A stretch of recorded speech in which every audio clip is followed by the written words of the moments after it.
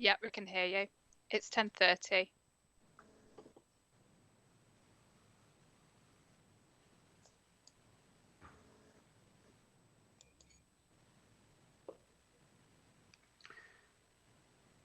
Right, good morning, ladies and gentlemen, members of the Scrutiny Commission.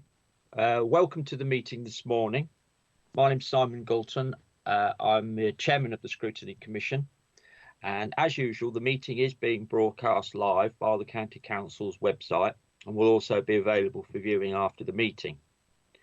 Due to the current situation, all members of the Scrutiny Commission and officers presenting today are joining online. Can I please ask that all officers and members mute their microphone until they wish or are invited to speak? If you're able to use your video camera, please turn that on for the duration of the meeting. If members or officers wish to speak, please ensure that you use the your hand function and not the chat facility. Before I begin, I'm going to ask members to introduce themselves. I understand there are no substitutes today, but this will also ensure that your microphone is working. So, first of all, Mr. Barclay, please. Good morning, Chair. I'm having trouble getting my mic to unmute. Can you hear me? I can. Yeah, okay, right, it is. Oh, I don't know what it is then, but yeah, I can hear and see everything clearly. Okay, thank you. Mr. Bedford.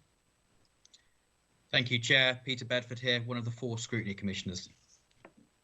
Thank you, Peter. Mr. Bill. Yes. Good morning, everybody. David Bill here, County Councillor for Hinckley. Thank you, David. Mr. Bolter. Good morning, all. Bill Bolter. Thank you, Bill. Dr. Einan. Hello, I'm Dr. Einan, Terry Einan, and County Councillor for Colville North. I'm one of the 4 Scrutiny Commissioners. Dr. Feltham.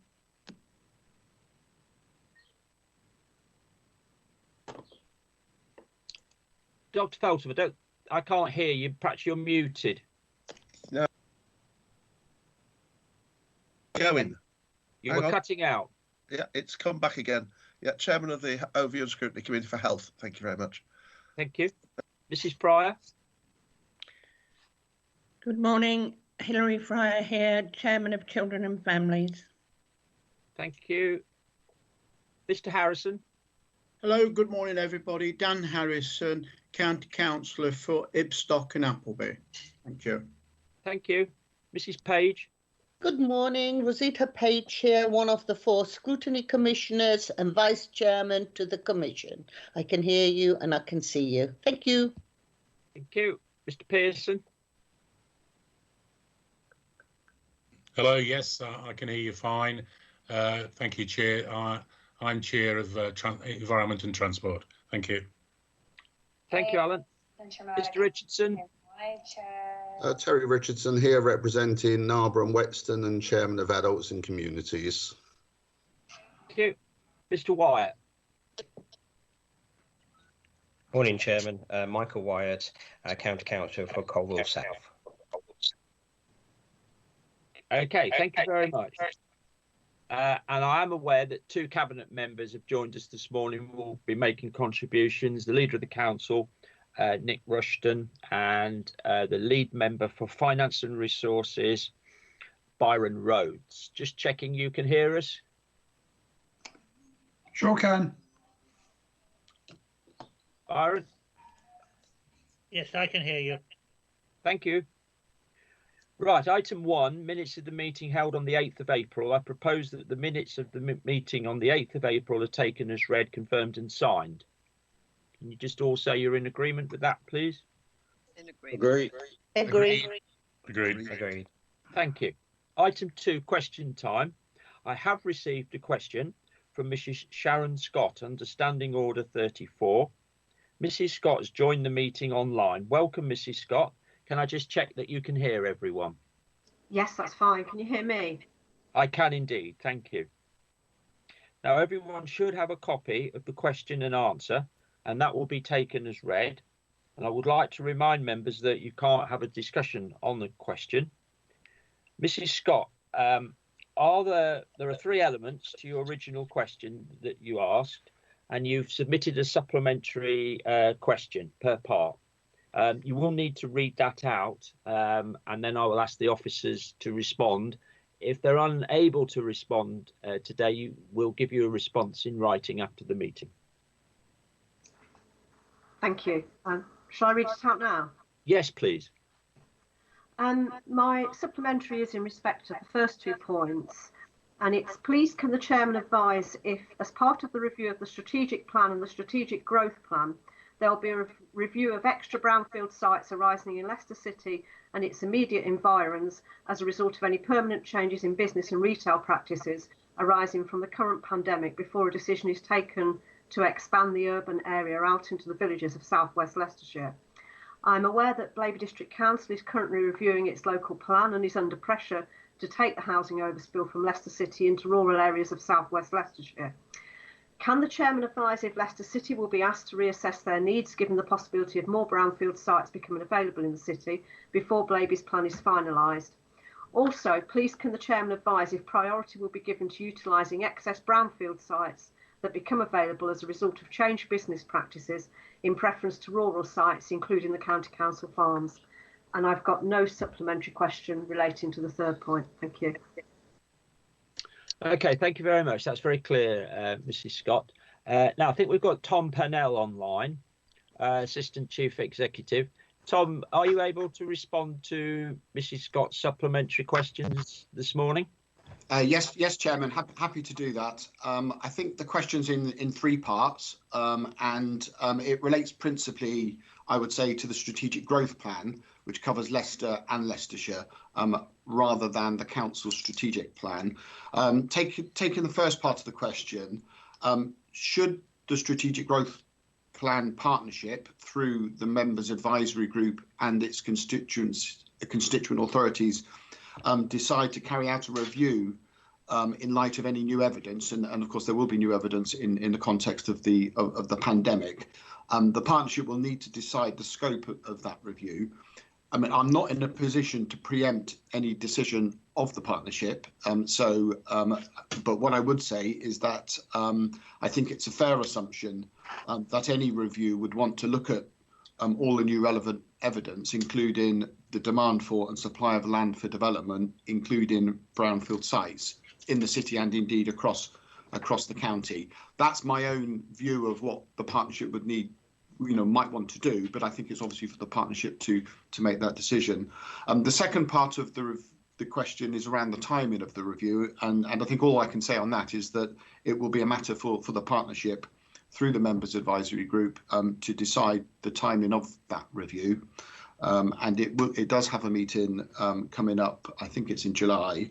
And then the third part around excess brownfield sites becoming available. I think I've just stated that that new evidence about the supply of land, including brownfield land, would I expect be taken into account in such a review. Thank you, Tom. That's very helpful to have that on the record. We will ensure that Mrs.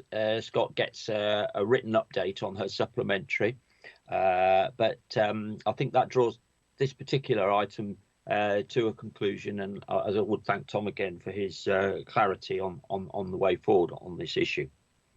Can I thank you for joining us this morning, Mrs. Scott? Thank you. Yes, thank you for allowing me to join. Thank you. No, absolutely. No problem at all. Thank you for joining us. Thank you. Right. So moving on then to item 3, questions under Standing Order 7.3 and 7.5. No, I've not received any questions from members. And then item 4, there are no urgent items to take this morning. Declarations of interest in respect of items on the agenda. Do members have any declarations they wish to make?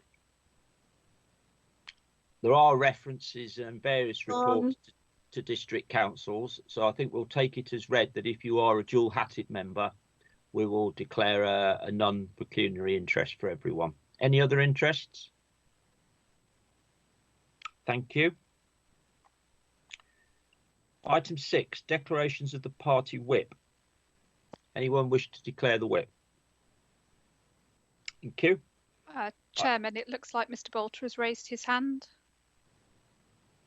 Right. Okay. Bill Bolter. Yes, when you come to discussing, if you do discuss museums and the tourism, declare an interest in that. I'm chairman of the Framework Museum in Wixton.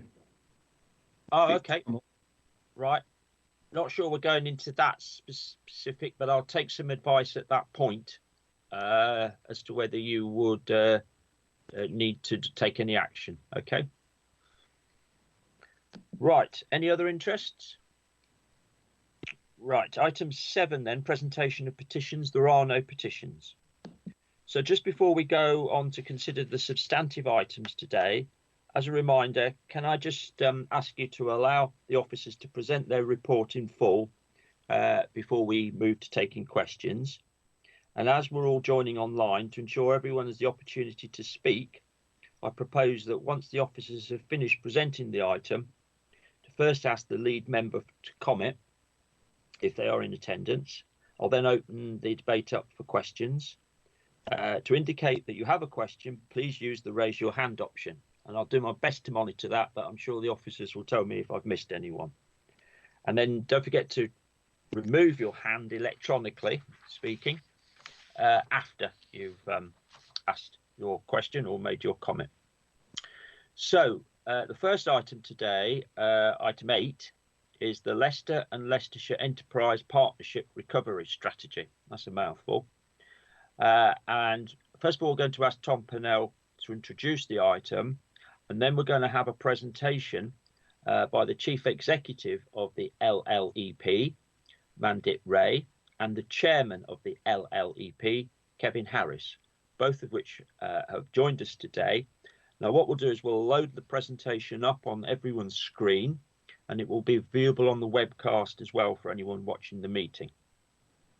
The Leader of the Council is attending for this item, and as I said earlier, I'll ask him to make some comments after the presentation.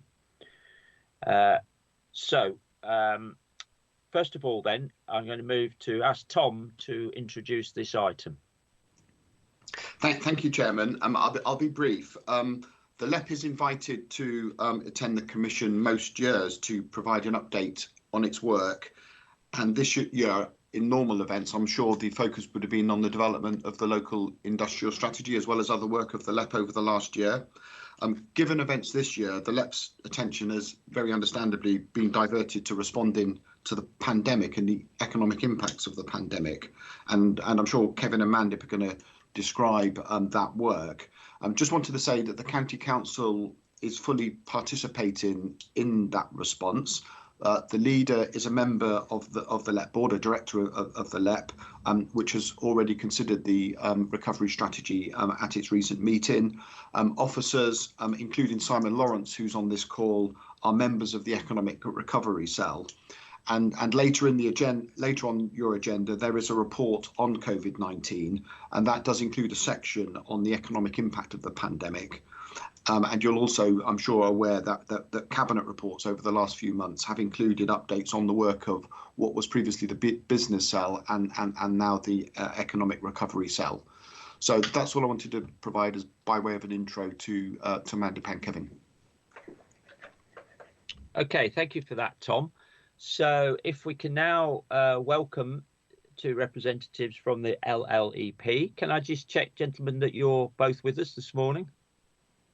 Yes, it's Mandip. I am. Thank you, Mandip. And yes, I'm with. Unfortunately, I look like I'm in the dark, which is not for the first time, probably, but I have the light behind me. So, but I am here. Yes, Kevin Harris. Okay, Kevin. Is this the first time you've joined us as the chairman? Yes, it is. I think my vice chair, Andy Reid, was actually in attendance last year, but now this, yes.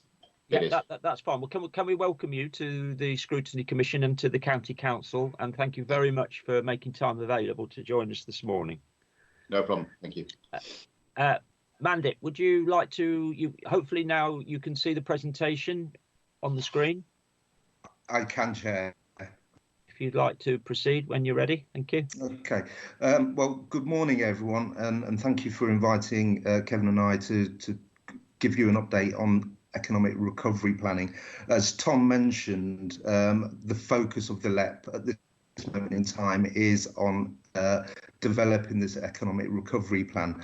It is a moving feast. It's a document that will continue to change as we understand the impact. So the first slide is it is very complicated. We've been gathering intelligence over the last 3 to 4 months.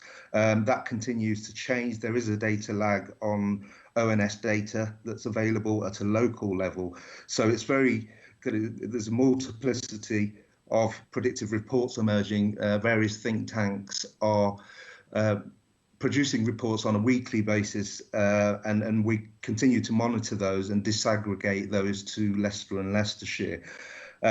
Clearly, the government support is likely to delay the ultimate impacts. As you're aware, the furlough scheme, for example, when that ends in October, the true extent of the impact on jobs across Leicester and Leicestershire won't be felt until at least the end of this calendar year. But I'll come on to talk about some of the figures that we're picking up. As you know, the duration and nature of the crisis is unknown. So if there is a second wave, that will clearly have a greater impact on the local economy. As the lockdown restrictions change on particular sectors like hospitality, again, the true extent of the impact won't be known until 6 to 9 months' time.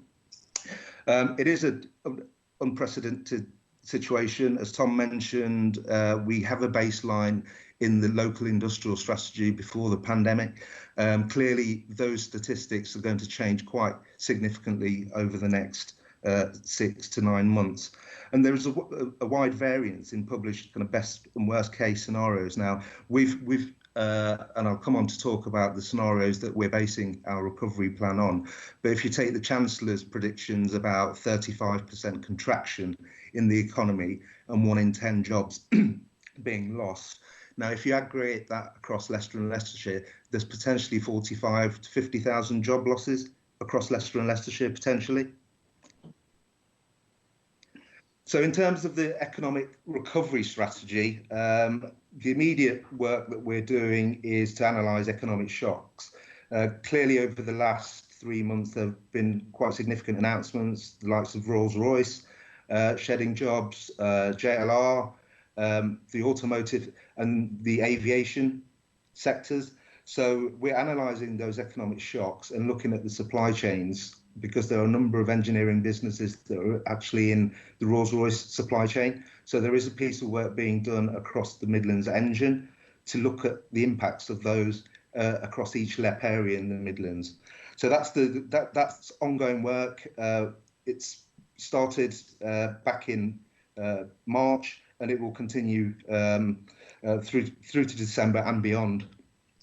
So the immediate and short-term priority is to develop the economic recovery plan. So what we've been doing is looking at the analysis, mapping out what existing schemes, whether they're local or national schemes, are being delivered, what interventions and activities, and then to do some form of gap analysis. So and this is in the backdrop of the national economic recovery plan. So we're in conversation on a regular basis with civil servants and with ministers to understand what national programmes will be delivered through the likes of DWP, particularly in relation to unemployment figures. And then the long-term recovery strategy, we were very well advanced in our local industrial strategy. So the national, the long-term recovery is part of the recovery plan, and that's looking at 3 to 5 years and what the priority sectors and interventions and projects will be. So I mentioned the scenario planning. In most latest figures, the GVA across Leicester and Leicestershire is over 25 billion. Now, if you apply the scenarios that PwC have used, then if there's a 5% contraction in the economy, we're looking at 1.2 billion reduction in GVA. But if you apply the worst case scenario, it's 2.4 billion. But as you know, the Chancellor announced that there could be a 35% contraction. So we're looking at that scenario as well. So moving on to the next slide, the most vulnerable sectors across Leicester and Leicestershire are clearly aviation. We've seen a huge impact on the aviation industry, on the automotive sector. It goes without saying the tourism sector and the hospitality retail sector in its broadest sense. Leisure and entertainment and hospitality are the most vulnerable sectors across Leicester and Leicestershire. The Centre for Cities have produced a report which looked at the most affected and vulnerable sectors. So health, essential, retail, public administration are the most likely sectors that will be unaffected by COVID-19. The most affected is food production and business services, and then we've got some vulnerable and very vulnerable sectors. So non-essential retail, public transport, and the most vulnerable, as I mentioned earlier, aviation, leisure and hospitality.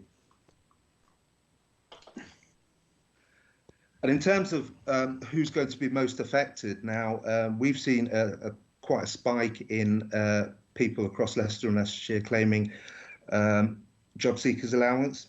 So before the pandemic, there were 12,000 people on out of work benefits across Leicester and Leicestershire. That figure has increased significantly to over 30,000. So there's 18,000 more. What we're seeing is that those aged between 18 and 24 are most affected, and they are the largest cohort that are claiming job seekers allowance. Those without qualifications, those who can't work from home, and those in industries at most risk that I mentioned previously are those that are likely to be most affected by the pandemic in the short and medium term. So I mentioned claimant count age. So we've seen significant increases in JSA claimants, majority of them being in that 18 to 24 cohort, but in the LEP area we're seeing 25 to 49-year-olds, significant growth. Now if you do apply, as you say, the 1 in 10 jobs potentially being lost, it could be anywhere between 45 to 50,000 jobs lost across the city and county. So in terms of progress to date, the Economic Recovery Cell reports into the Leicester and Leicestershire and Rutland Resilience Forum. So that's been established. It meets on a fortnightly basis. The County Council is represented on that cell, and that will lead the development of the recovery plan, which will report into the LLR, but also the LEP board.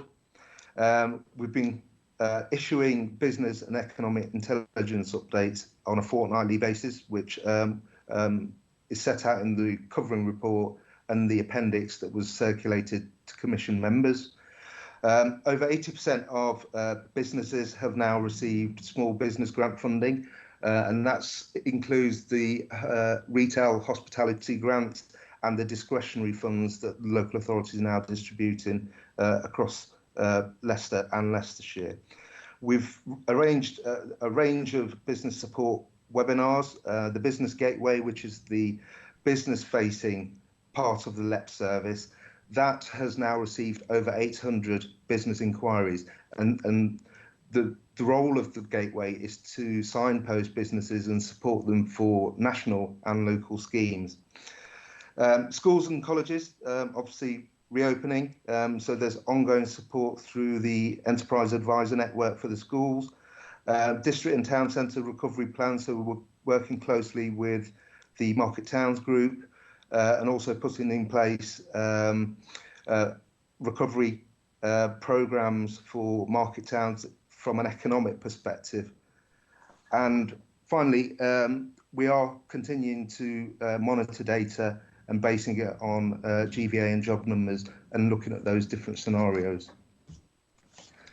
And my final slide is about next steps. So we'll continuing to develop the recovery plan. It's very much based on the foundations in the local industrial strategy, looking at skills and employment, infrastructure, the business environment, and place and infrastructure. So the key focus at the moment is around business support and supporting skills and employment. The Growth Hub and the Cluster Champion establishment, we're currently working at a regional level with the Growth Hub cluster. Additional £315,000 has been made available by government to build capacity of the Growth Hub to deliver that. The impact assessments are being developed. The first one of those will be presented to the LEP board on the 7th of July, and that's very much on skills and employment. We're going to conclude the business survey and to get an accurate picture of the true impacts across all sectors. And we will be commissioning some further analysis through the Economic Analysis Group. But there's significant progress in terms of developing the recovery plan. But as I said earlier, it will be a fluid document as we're not completely aware of the true extent of the impact post-October, most significantly after the furlough scheme ends. So that's my presentation. The detail is in the appendix alongside the covering report, which was circulated to the Commission members. Thank you very much. That's a very helpful presentation. Kevin Harris, would you like to add anything as chairman? I mean, are you presumably in touch with key business leaders? You know, what's the feedback you're getting? Yes, a few things to add really to Mandip's overview there. In my day job, as many of the people may be aware, I am working with SMEs every day and companies locally in Leicester and Leicestershire. So I have day-to-day contact with businesses, as well as my role with the LEP and also the Chamber of Commerce. So I am very close to the mood and the feeling that SMEs locally have. And as Mandip said at the start, it very much is a moving feast. I think at the start, business owners were very, very concerned because this was a situation they'd never found themselves in before. And trying to run a business, and I also try and run my own business, large business, it's been very difficult trying to work and deal with all of the issues that are coming across our desks on a day-to-day basis. I think the LEP's role very much is to act as a facilitator, a connector, a understander of the market, and to ensure that we are coordinating the efforts across Leicester and Leicestershire as far as they can be to help supporting businesses. And in terms of the LIS and the local industrial strategy we put forward, what I would like to stress is, and that some members of the board, LEP board, who sit on this call now, our fundamental approach to where Leicester and Leicestershire needs to move to in the longer term does not change. What has changed is that some of the fundamentals about the drivers and the infrastructure within our economy needs to be reinforced, and we need to divert our focus towards certainly skills, but also certain elements of employment and protection of employment and the skill base that we have. You know, our strategy was to increase the skill base of Leicester and Leicestershire. And frankly, the only way we can do that is by bringing people through. A lot of the younger people that will come through and be the future, we need to reinforce the skills and support that we put in place for those people. Otherwise, we simply will not achieve the long-term growth and position that we want to see in Leicester and Leicestershire. So our focus has been very much on retaining those skills as far as possible, try and reinforce the support for skill base, which is where we need to focus our attention, but ensure that we have the SMEs available to pick up when the economy starts to recover. We need to have the SMEs in place because, as we all know, Leicester and Leicestershire is an SME economy, fundamentally, more so than any other economy in the UK. So we need to make sure that we've got all of those facilitators in place and that we're focusing heavily on ensuring we don't see those eroded over the coming months. So I support very much the work that the LEP is doing alongside its partners on this. It is something we have to review on a daily and weekly basis, but I'm very comforted by the approach we're taking.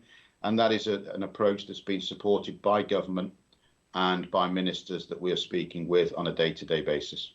So thank you. That's what I've got to say at this stage.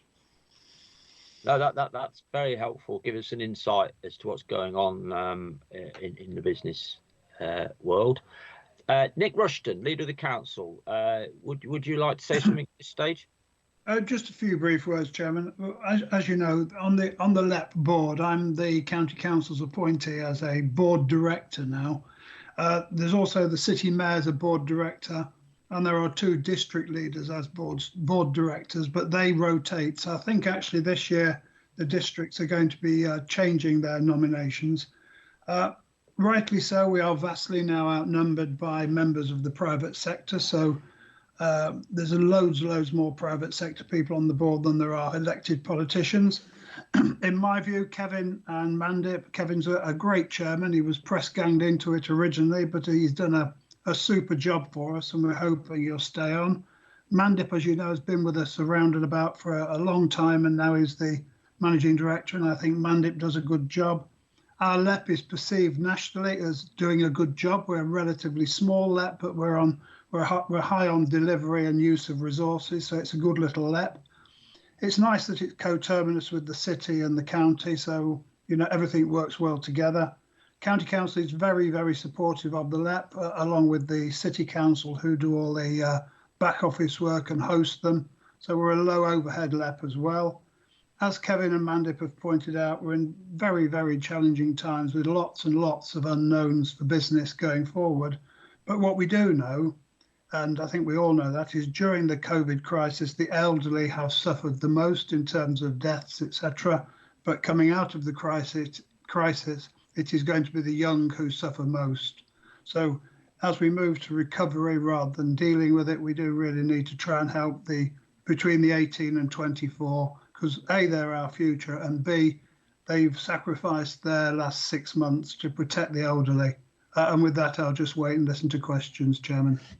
Okay, thank you, Nick. Yeah, and also, looking at news items on this issue, that the younger people generation is going to end up paying for this, in the sense of how we fund that recovery and pay for all the resources that have had to be redirected into dealing with the pandemic. So I think that's another pressure on them if they are in work.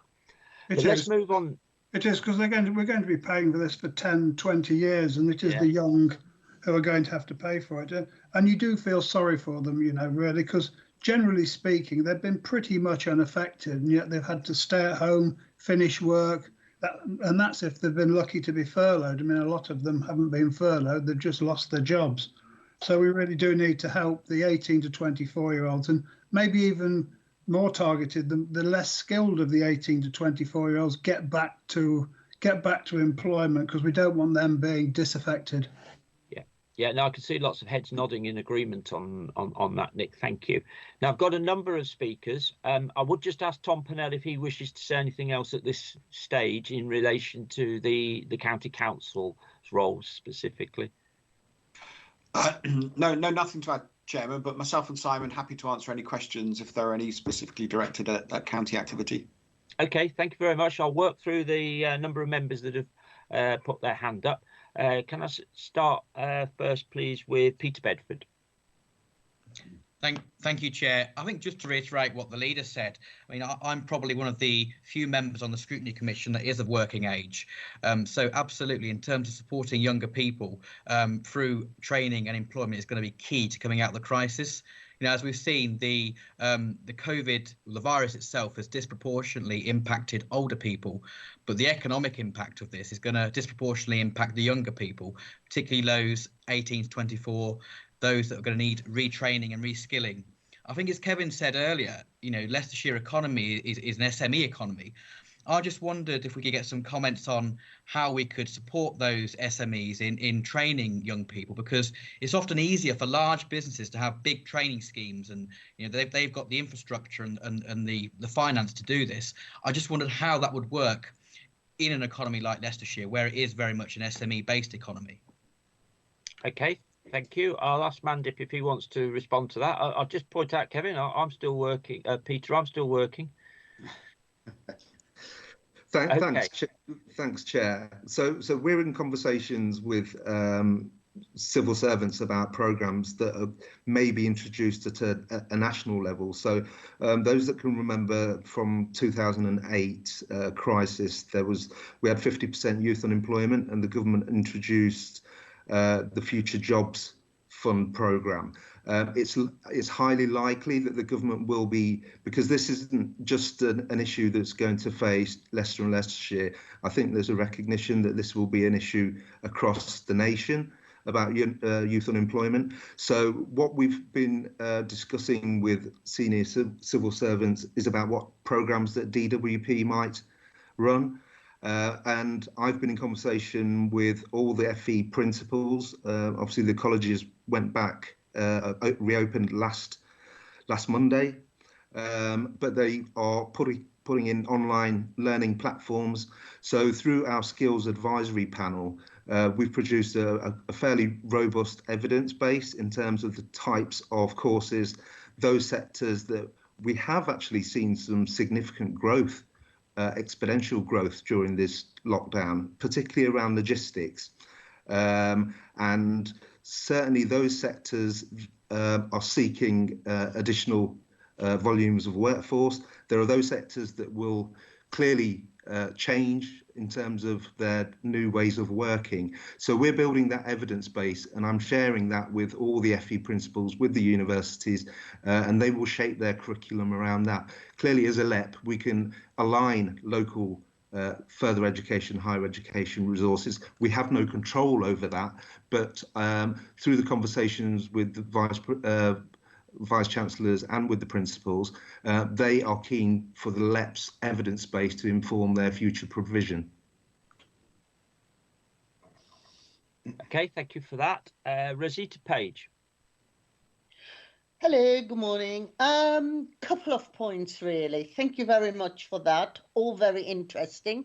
But as you said, it is complicated. Now, as we are talking about youth unemployment, there is another factor that, as you earlier said, we could have 50,000 job losses. So we need to sustain a lot of these jobs in order to have that pool of workers and taxpayers. So what is being done to sustain those jobs? My second question is, in your Centre of City Sector Impact slide, where you're talking about affected and unaffected businesses and vulnerable ones, there is no mention of the construction industry and the manufacturing industry. Now, there used to be a very strong manufacturing industry in and around Leicestershire, and surely, as we are moving in into a new era, we have to think outside the box. And whilst I agree with moving the LEP strategy forward, I also think you need to look at a long-term, more sustainable view and the future in a more innovative way. So maybe going back to basics and providing a good futile bet to create a future manufacturing sector would be quite prudent. So what are the thoughts on that? Thank you. Mandip, do you want to have a go at that? Yeah, I will. Yes, we understand that the manufacturing, advanced manufacturing and construction sectors have been hit hard. So, I mean, they were just examples of the most vulnerable sectors, Rosita. So, but we are aware that manufacturing and the support for manufacturing, obviously construction and manufacturing is now reopening. We've seen obviously the issues with Ibstock bricks and the closure there. So in terms of support, the main support at the moment is for SMEs through the small business grant, but that is about resilience and to stabilise. I think long-term growth, we are lobbying government for further grant funding to be made available for certainly construction and manufacturing. Now, I think we're fortunate to a certain extent that we're not over reliant on one particular sector. As Kevin mentioned, we're an SME-based economy, so we don't have a Toyota or Rolls-Royce, which would have a devastating effect. So we will continue to lobby government. In terms of the direct support at the moment, it's through the furlough scheme, it's through the National Small Business Grant Programme. Now, the true extent, as I said before, won't be known until after the furlough scheme. Now, I've had indications from the colleagues that work at Next. They have 75 IT technicians, for example. 50% of those have been furloughed.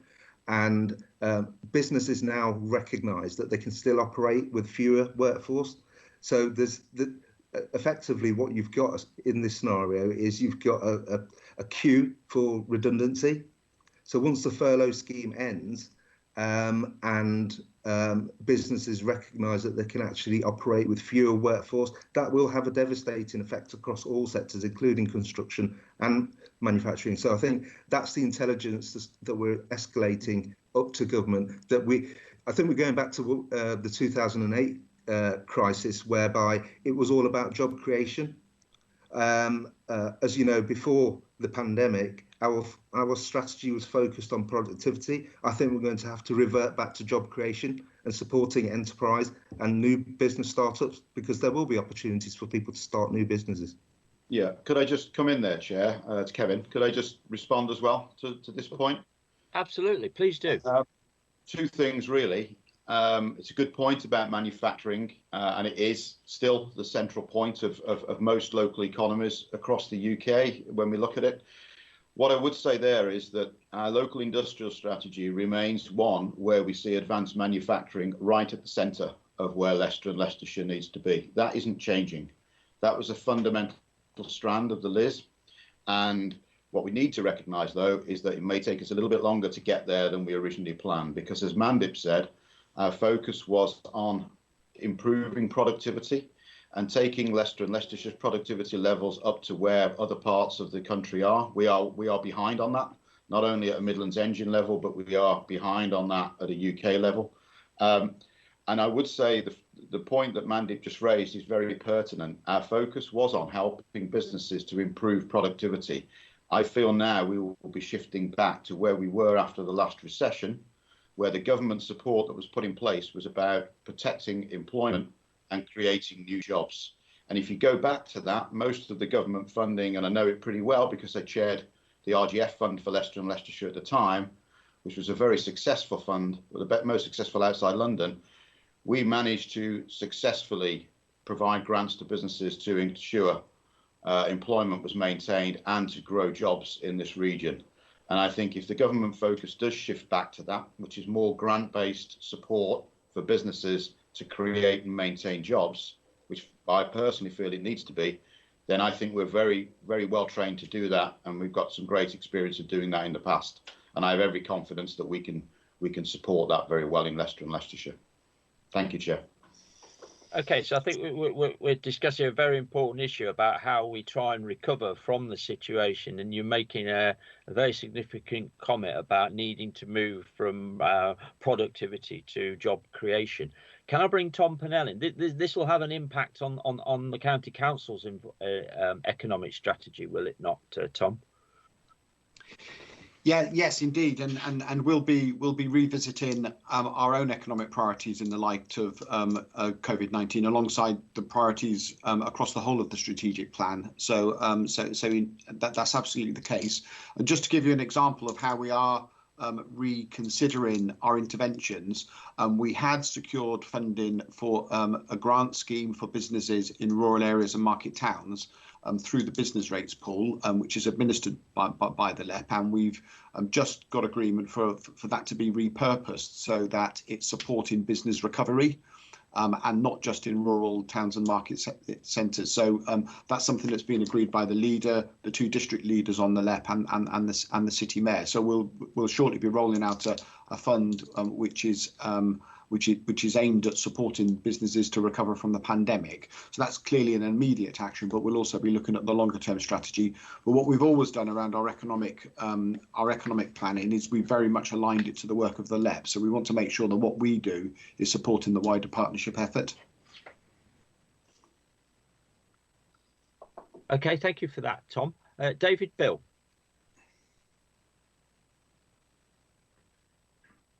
Right. Yes. Thank you, Chairman. This has been a very interesting discussion, and we are learning. We're learning all the time, just from this morning's briefing. I think we all agree that support for the 18 to 24s, that age group, is absolutely vital. Because I can recall a time when we had full employment in that period. It certainly was when I was that age. but I've lived through at least 2 recessions now, and each time the infrastructure, employment infrastructure, has never fully recovered from the situation we had before. The difficulty is that people talk about a bounce back and all the rest of it and a V-shaped recovery, but if you wipe out an industry, you wipe out generations of skills, of experience, and confidence, and it never returns. The place I worked at, where 16,000 people worked, is now a housing estate. There's going to be no bounce back there, and I'm afraid I'm rather depressed about what I hear. We say that we don't have a Rolls-Royce here, but we have a myriad of supply chain people involved, people who are supplying JLR, Triumph, Rolls-Royce, and the major manufacturing industries of the West Midlands. They're all going to be impacted. And I just think we need a fundamental rethink of the way where we just look at the city and county. I am concerned, incidentally, about the growth unit, which hasn't been mentioned here, because we had a report. It is not coming to today's meeting, I don't think, but there was a report which said, and I read through it carefully, it said that we can now expect unprecedented growth from now on. Well, the word unprecedented has certainly cropped up several times this morning, but not in the terms of unprecedented growth. We face unprecedented challenges, and I think we have to look at everything that we're doing as a county council, including this growth unit, which seems to be working on the assumption that nothing is going to change and that we can just carry on as before. We've just got to look at everything that we do and realise that we've got to face up to the new reality. Thank you, Chairman. Thank you, David, for that contribution. I think that your end point is more county council matter, so I'll ask Tom to respond. That briefing note that went out last week, Tom, I presume much of that was written before the pandemic? That will be the case. I'd need to look back at that specific reference to the use of the word unprecedented, but certainly the growth unit is there to support the county council's engagement with the growth agenda and to make sure that we can secure growth for the benefit of county residents. I mean, Simon Lawrence is head of the growth unit, so I can invite Simon to say a couple of words in relation to that as well, if you'd like, Chairman. Yes, I mean, that would be helpful. I mean, the fact that paper's come out, I think that is something we will want to have a look at in the future, how that's working. But yeah, I mean, really just checking that that's another area that's probably going to need to be reviewed, along with many others I know that we're going to be looking at in recovery. Simon? Yes, morning. Simon, are you okay for me to say a word on the growth unit? Of course. Yes. Do you want to comment first, and then I'll ask Simon Lawrence? Yeah, just on the growth unit, Simon, I think it's even more important that we have a growth unit now. I mean, I think the government is going to throw the baby in the bathwater at growth. And when we get these huge applications in, and a lot of them are now very, very big, we do need to ensure that we've got people in place who can coordinate across the piece to make sure we get in the Section 106 agreements for education, for roads, for all the other infrastructure. So I wouldn't worry seeking to review the growth unit at present because of the amount of growth we're going to have. And also we have to remember that although COVID has made a huge difference to us, most political commentators are saying that this time next year we could be back to what is the new normal. So to sacrifice a growth unit which has only just got started because we think we're not going to have much growth would be counterintuitive. I think that there is going to be massive emphasis placed on growth. You know, they're going to be relaxing planning laws and all manner of stuff, and we need to have people and a unit there to make sure the county council is part of the growth and that we get the Section 106 agreements and we liaise with government about money, we liaise with the LEP about money, I think it's more important than ever that we have a good active growth unit, and Simon will say a few words because he's in charge of it. Okay, but I still think this is something we want to be appraised of as the situation moves on and changes, and to keep an eye on. I mean, the baby in the bathwater, does that include money? Well, let's hope so, Simon, but they're certainly going to be taking the foot off the gas in terms of growth, and they're going to be probably going to be reducing VAT and, you know, virtually everything to try and make sure we don't end up in I don't want to use death spiral, but in the spiral going down. You know, something will radically be done with the economy to make sure that we can bounce back, because it has been a tremendous shock to the system. And if you believe political commentators, the worst since the 1500s or something. So we do need to make sure we've got a properly staffed active growth unit that is there to make sure that the county council gets the money it deserves from developments and can influence government policy. I mean, I was reading today in the Daily Telegraph that Conservative Bible that they're going to give the upper tier councils control over vast amounts of money on highways and infrastructure just to make sure we can deliver it. Because as you know, Simon, we're better at delivering stuff locally than any blooming Whitehall department is. So again, very important we have a growth unit to coordinate it. Anyway, yeah, Simon will say a few words. He's in charge of the growth unit and there's more people in there. Yeah, okay. Simon Lawrence.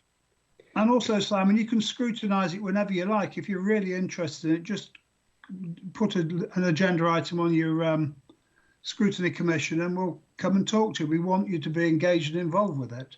Yep. Okay, thank you for that. Thank you, Chair. Good morning, everybody. Yeah, so Simon Lawrence, head of the growth unit, and as the leader said, it's now sort of fully up and running, and its focus has always been on the longer term protection of the county council's finances in delivering the infrastructure that those big developments need. And I think in response to the CV19 crisis, that doesn't change. That requirement to support the longer term delivery of growth is really important. I mean, of course, and as Mandip and as Kevin have said, there is multifaceted elements to the recovery, short term and longer term. And the growth unit is looking at that latter element, although contributing through Mandip's economic recovery itself to some of the more immediate activities as well. Again, as the leader has said, and I'm sure Tom would agree, I'm more than happy to come to the Commission to provide a more detailed position on the work the growth unit's doing at your discretion, Chair. That would be very welcome. We'll discuss that and schedule that as we go forward. Thank you for that offer. Right, can I take Alan Pearson now, please? Well, thank you, Chair. Just a few things to the report. Number one, I do believe there's still an opportunity, and I mentioned it before, to look at sometimes the bureaucratic rules in running a business and some of the licensing. I guess one of the big issues has been outdoor table and chairs. A lot of businesses in our villages and smaller towns, a lot of restrictions. And I guess in some cases it's still illegal. There was a big article regarding King's Cross where they've got tables and chairs, etc. So I guess we've got an opportunity to look at some of the bureaucratic and licensing rules that made it very difficult for our businesses to be like some of the European equivalents. So let's look at the opportunity, and I can that's in the report, opportunity to make change. The other issue is apprenticeships. A number of years ago, I think we're all aware they brought the levy in. I don't think it's worked very well. I think the apprenticeships are down 28.5% in 2018. They made it a bit more complex with less support, particularly to the smaller businesses. So I think we need to look at LEP to look at whether we can challenge and question and change or look at reviewing the apprenticeship rules. And I do think they needed to seriously be looked at and challenged, as I do think they're not as working as well as the past. I guess that's my comments. Thank you. Okay, thank you, Alan. Mandip, do you want to respond to that issue? I think really Alan was pointing out about rules and regulations, particularly for small businesses and leisure. Yeah, I absolutely agree in terms of kind of lifting some of those bureaucratic restrictions. Again, it's from a national perspective. We have a program locally, Better Business for All, which is about supporting businesses through that bureaucracy. But from a lobbying perspective, that's recognised collectively through the LEP network, and that message has been escalated to government. And on apprenticeships, again, I think this was discussed at the last Scrutiny Commission meeting, and I think there's a kind of universal view that the apprenticeship levy scheme hasn't worked and it needs repurposing. So there was a letter that went to the Secretary of State through the LEP network about that, but also in terms of the funding that was withdrawn by DFE for supporting further education and independent training providers for apprenticeships. I mean, we've talked about the cohort that are going to be most affected. So again, there is a collective lobby through the LEP network getting that message back to ministers. Thank you for that. Terry Eynon, please. Thank you, Chair, and thank you, Kevin and Mandip, for an excellent report, though very depressing. And thinking about the people who are vulnerable to these job losses, the 18 to 24s, people without qualifications, there's a group of people that aren't mentioned here, but who will almost certainly fall out of the bottom, which are people with any kind of learning difficulty, people with long-term mental health problems, who always suffer most during a downturn. And one of the things that has often bothered me is the way that there is an industry of that has built up over the last decade or so of people who purport to get the people furthest from the job market into work, which is a great job creation scheme, largely for people who purport to get people into the job market, who then circulate around from one of these agencies to the next. So, and apprenticeships likewise seem to have become an industry that is more to benefit the educators rather than business or the young people who they're meant to be helping. So I do hope that the LEP will be able to challenge some of that, those problems as we go forward to real job creation. It would be lovely to have any new jobs having real work experience and real qualifications. And I think this is somewhere where I'm hoping that we as the County Council may be somewhat useful, perhaps, because I think CFEs have tended to fall into the trap of meeting their own institutional needs, whereas we've got an educational arm, the Go Learn service, which has had some very practical and useful courses. It's very sad that they have had to close down over the summer. My son was just about to go on their health and hygiene course for people wanting to work in the catering industry. And that's not happened. And clearly hospitality isn't going to be the future, but where can we pitch in as the County Council in providing the kind of practical and useful courses that we have done in the past, and can we be of help? Okay, thank you for that, Terry. Mandip, do you want to respond to that, please? Yeah, in terms of I'll let Tom cover the County Council's role in this. So there is a underspend of European structural funds, both ESF, social fund, and ERDF funds that have been repurposed for supporting those furthest from the labour market. Now, they're not significant sums of funds. As you know, the government was due to introduce a successor to European funding, which was supposed to be launched in March this year.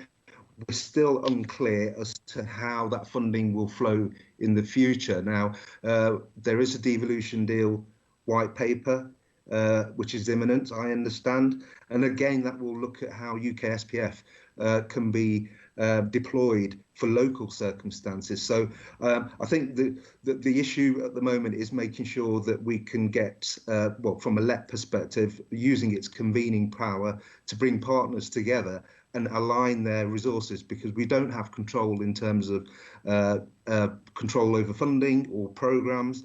But I'm hopeful that in the future, through whatever devolution deals are done with LEPs or mayoral combined authorities, we have a greater degree of control so we can respond to local need. But at the moment, all those types of programs are run through DWP, and that's one of the most difficult departments to work with, I must admit, from experience. Chair, it's Kevin Harris. Could I just come in on this point, please? Yeah, absolutely, please. Yeah, I think that the points that were raised by Dr. Ainan are absolutely really important points. And my position in working in a business that's at present trying to survive, keeping 4,500 people working at home across the UK, that's quite challenging. And there's a lot of challenges that a lot of business owners have. But let's not forget that a lot of these things that have happened and we're seeing at the moment, they're not all to be put at the door of COVID. A lot of these things were not right before then. Apprenticeships were not right. There was much debate and many, many hours of conversations I've had with government and with my Chamber of Commerce hat on to try and change the whole apprenticeship and apprenticeship levy structure, because simply it wasn't working and achieving the benefits. And the other area I would say is the most needy and required people who required the most in our society, and a lot of that was down to mental health, were being overlooked and were not being supported anywhere near as much as they should have been. And I think the one thing that maybe is one of the things that has come out of this awful experience we've had is that focus has gone back onto that now, simply because we have people talking about mental health a lot more than we used to before. And that's a good thing. And whilst the report that's produced and everything that comes out at the moment looks very depressing and very negative, we must not lose sight of the fact that there are opportunities within this that we need to grasp, and we need to change the way we work going forward at all levels. And I think that's a really important thing for this LEP and all of the LEPs. And I speak to my fellow chairs of LEPs around the country. We're all very keen to start looking again and thinking again. And it comes back to Mr. Bill's comment earlier about we do need to start rethinking things now. We can say it's a new normal. It's not really a new normal. It's a completely different world. And you have to start questioning your established ways of doing things when you're doing this. And that's exactly what we need to all start doing now. It's not about putting plasters over things. It's to start rethinking again what we're trying to do at a structural level. Thank you. Okay, thank you for that quite important contribution. I think we can all take advice very much from what you're saying. Right, I've now got two other speakers. Tom Bartley first, please. Thank you, Chair. Interesting. I think the report's very good. I think what Mr. Harris was just saying is absolutely relevant. It can't all be laid at the door of COVID-19. I think apprenticeships are extremely important. Quite honestly, the existing scheme in many ways has been used. I've met people who are on their second and third apprenticeship, and quite honestly, they haven't been given any meaningful skills by the apprenticeship. They've always been utilised as a cheaper form of labour. And I think that has to dramatically change. The other thing I'd like to make is it is within the Leicester and Enterprise Partnership, although we talk about 18 to 24-year-olds, unless I've misread the graph, the most significant spike in job seekers allowance is between 25 and 49. I do think there's hope for the future. I very much believe that the whole thing has changed. New skills will be required.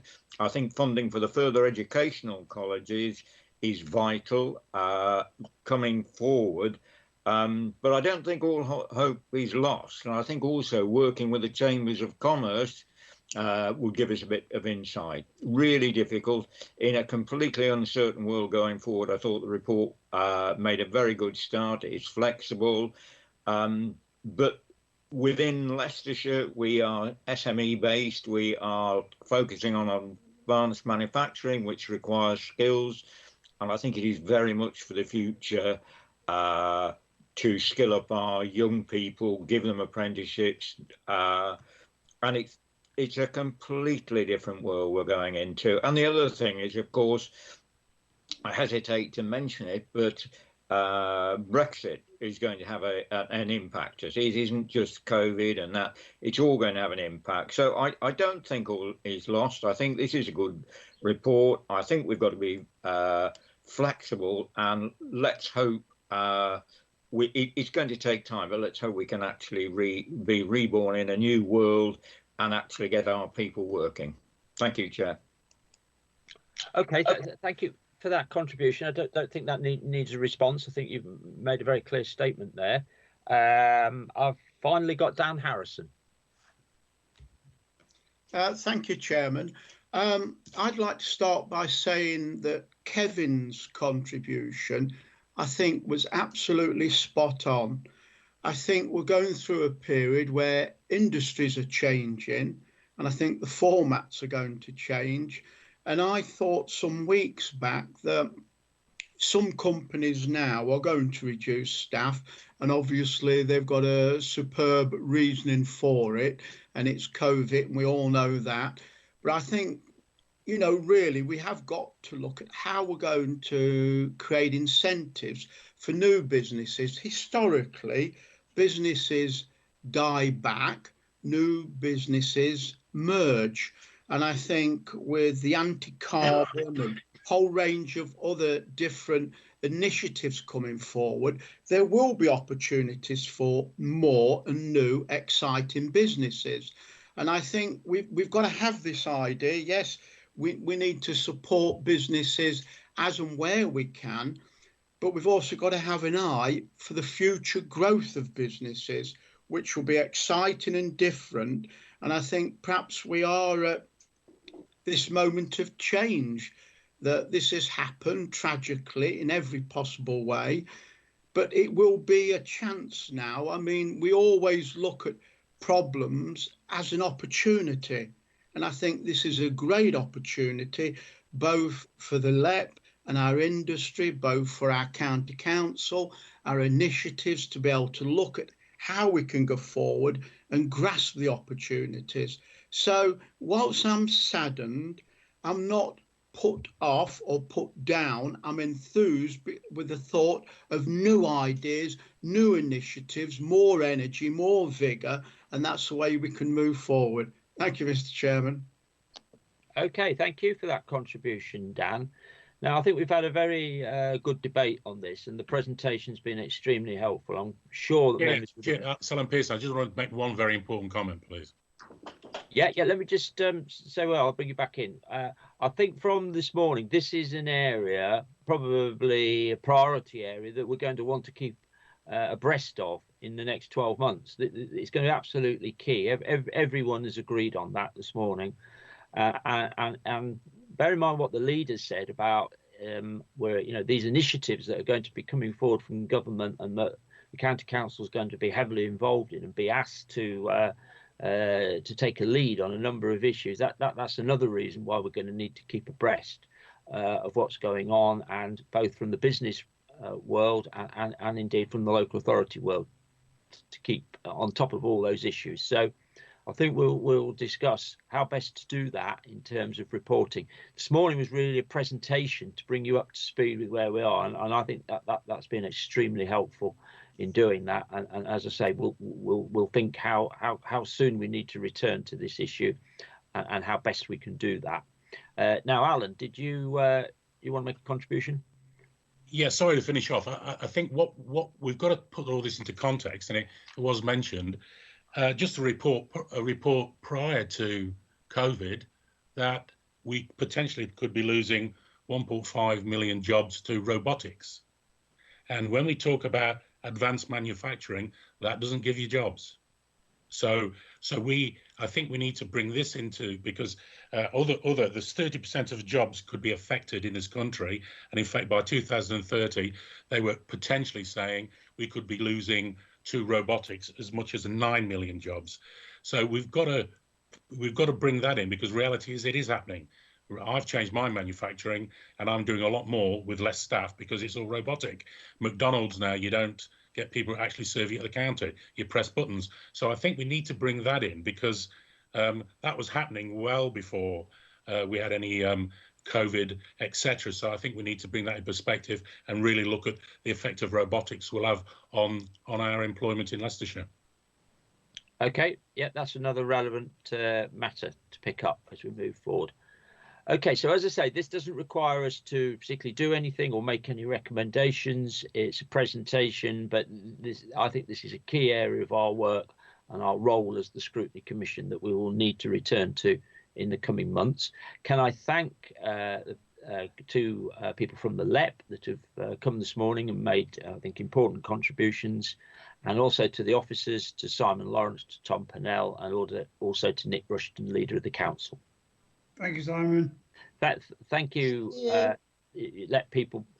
I'm sure you've got other things you need to go and do, and if you need to leave the meeting. Me too, as well, Simon. I'm leaving Byron for you. Thank you. We'll keep Byron. Thank you all very much. Goodbye. So, moving on to the next item, provisional revenue and capital outturn. We're now getting next two reports very much focus on internal issues of the county council and how the financial situation is unfolding. So the provisional revenue outturn obviously primarily relates to last year and the closing of the accounts, but COVID, as it affects everything, does crop up towards the end of the year. So going to ask Chris Tambini, Director of Corporate Resources, and Declan Keenan, Assistant Director, to present this item. Which one of you would like to start?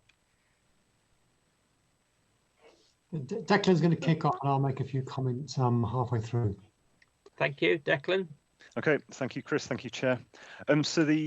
What I was going to do, this report breaks into three sections, really. You've got the revenue section, the earmarked funds, and then finally the capital section. So I was going to go through each section, then pause for questions, just to save you from hearing too much my voice, if that works okay. So the report really is sort of quite timely. It does remind us of the issues that were sort of happening before sort of the COVID crisis, and obviously these issues are still going to be there when we kind of emerge from the crisis as well. So it is useful to sort of bring them back on the agenda, and you'll see the sort of the headline figure there is an overspend of 3.3 million on the revenue side of things, which is the first overspend that we can kind of recall making for sort of a full sort of final financial year. Obviously, we kind of, during the year sometimes reforecast it, but this is actually sort of crystallising now, and it's a little bit better than what we reported last time to Scrutiny Commission at period 10, about £1 million. So this first section takes us to paragraph 56. So I'll just pick out some of the key points rather than going through each paragraph in there. So the first block is paragraphs 15 to 20, which is the high needs position. And the previously reported overspend is reduced by about £1 million, but it's still at kind of quite a significant, or a very significant £7 million.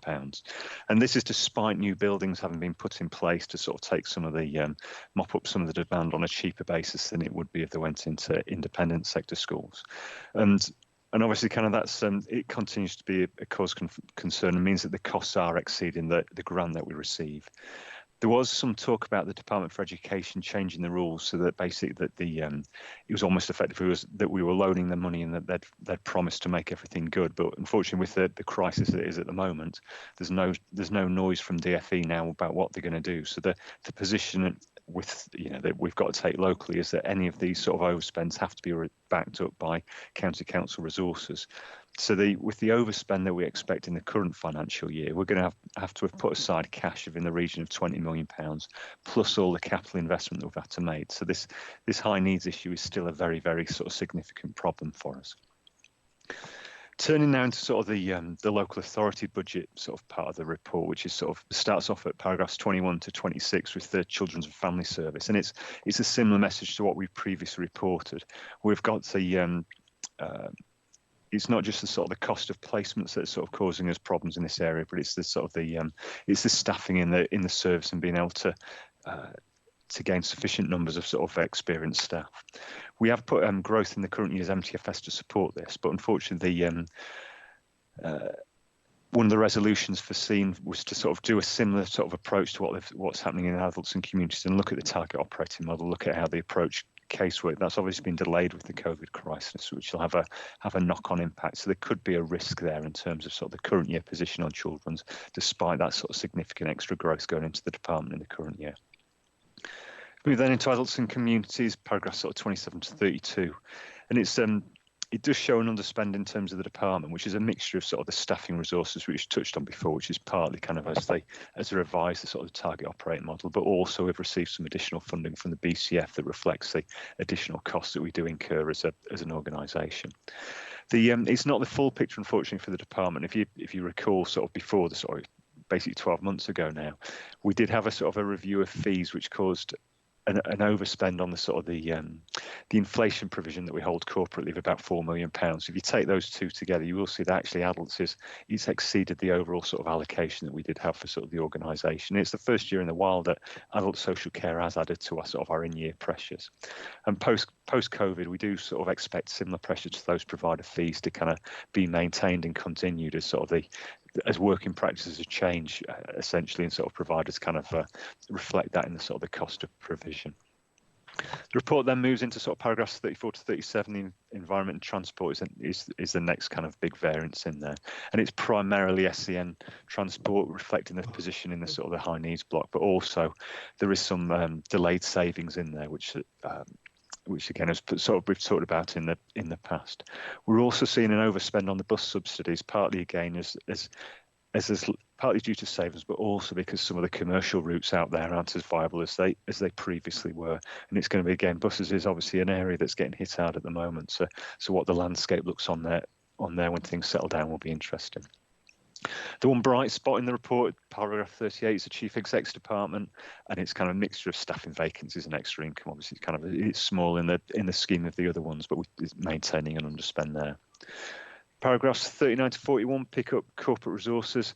Unfortunately, it's an overspending there. That's attributable to commercial services, and it's been a difficult year for commercial services. We had managed to kind of contain that within the department by underspends elsewhere and try sort of manage that through. But when the COVID lockdown started and schools started to close, we lost a lot of income in a very sort of short space of time. Those kind of final 2 weeks of the financial year, so you just can't kind of react that quickly. So about that 500,000 departmental overspend is related to that kind of drop off. We couldn't contain all of that. And the current situation, obviously, kind of with a lot of the traded sort of activity disrupted, is a cause for concern, and it's kind of the financial performance could be kind of impacted for sort of quite a period of time. So the commercial services at the moment are being reviewed for what are the next steps. What do we do with them? Paragraphs 42 to 48 is kind of like the central services section. It just picks up a whole range of other headings. I'll just pick out a couple of the big ones.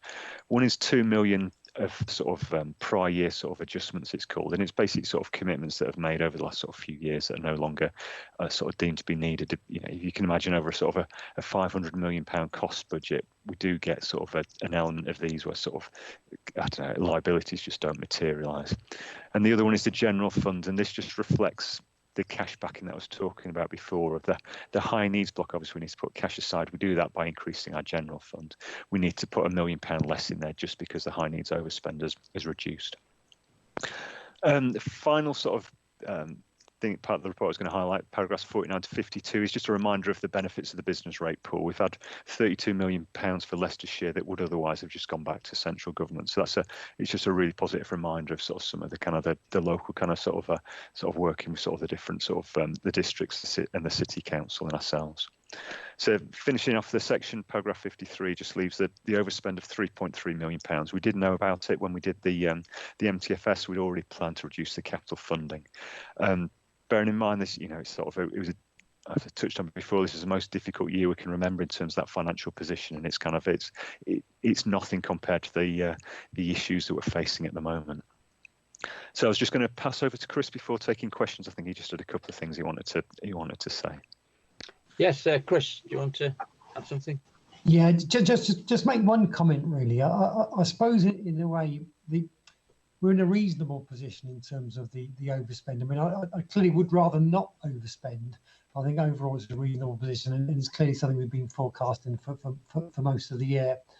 I think it's probably quite a telling reminder of the pressures that we are under kind of pre-COVID. I think the risk is, we'll probably get into this in a later report, is that a lot of those pressures are likely to actually kind of be exacerbated by the coronavirus kind of pandemic, particularly issues such as kind of SEN adult social care, etc. So I think that's our biggest risk. So I say overall kind of a reasonable position, and I say quite a telling reminder of the pressures we had pre-COVID. Okay, thank you for that. I'll now ask Byron Rhodes, a lead member for resources. Byron, would you like to add something?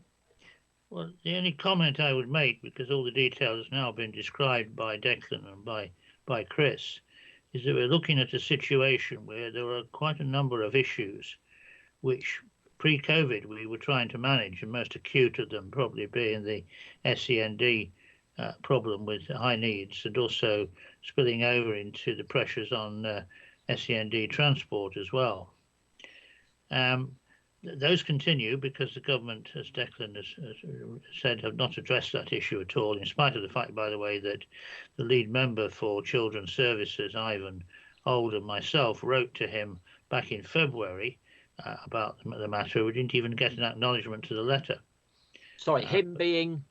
The Secretary of State for Education, because this is an education matter, not a communities and local government issue. It's an education matter, and he didn't even get an acknowledgement from his office. So that lies, and we will, whenever I get the opportunity, be returning to that issue, because at the moment, what all the Department of Education have done is said, well, you just create a deficit in that particular area, which, by the way, legally you're able to do because it's outside the mainstream account, and let it carry forward. But of course, deficits have to be financed, and you can see in the in that summary account in Appendix A how we've done that, and we've taken provisions and increased the county fund to cover the deficit. Well. You know, it basically what's doing it is hitting us right now, and it will continue to hit us, and the problem will grow in spite of the fact of the measures that we're taking to reduce the problem by building more provision for special schools within the county, which will reduce the amount of reliance on the private sector, much of which is outside county. So that's probably the biggest problem we would have been talking about over the last month or two had we not had the COVID problem. Now, the COVID problem on these accounts hardly affects it at all. There's a small amount towards the end of the year, and of course you notice that in the funding we received some money towards that from the government, that £15 million, which is there in the list, immediately reversed it out and put it into a reserve which we can draw on. To pay the bills related to COVID, and of course subsequently in this year we've received further funds and 27 million in total. But as we've talked about in other settings, that's not nearly enough, and we'll need much more in the future. So we're looking at a situation which is where the county council was well in control of events, where it has management within its own resources to control them, but had a dispute with the Department of Education about the funding of SEND, and which, if there had been no COVID, I think we would probably have made progress on that in this year and be moving towards a very much better position. But of course, COVID has changed the world, and next time you're looking at a set of accounts, you'll see a very different picture. Okay, what's your feeling about, I suppose it's inevitable in a delay, in a way, but the delay to the two key pieces of work that we were hoping that were going to improve the situation, the fair funding review and you know, the changes at national level? Yes, well, the fair funding, of course, was delayed a year on the first decisions that were made when COVID came along, and the same thing with the business rates retention, which went with it, because the two go hand in glove. So that's further put back the progress we were hoping to make in improving our overall position, and of course that's enormously disappointing. But you can understand what's happened. They didn't have enough resource at in government, in the communities and local government ministry to finish off the problem, nor there was enough resource and time within the local government sector totally to finish and get agreement on the final formula. I hope that's going to be returned to and returned to, by the way, fairly soon, because we don't want that to go on and be postponed yet again. If it is postponed yet again, that's a further pressure on our ongoing budgets, and then when we do the MTFS, that will be something we'll have to take into account. Okay, thank you for that. I'm going to open it up for members' comments now. First of all, I've got Bill Bolter. Thank you, Chair. I'm not quite sure how we're going on this one because I've done my notes different to what's been explained. But on page 58, I know social care legal costs now are 18% of the budget. That seems to me rather a high amount. And what we're doing about that. Sorry, Bill, I didn't quite catch that. I heard the page number. What was the issue you were saying? 58. Social care legal cost is 18% of the budget. That seems quite a large amount of money, according to the book. 59. We've employed extra consultants to support commissioning, £100,000.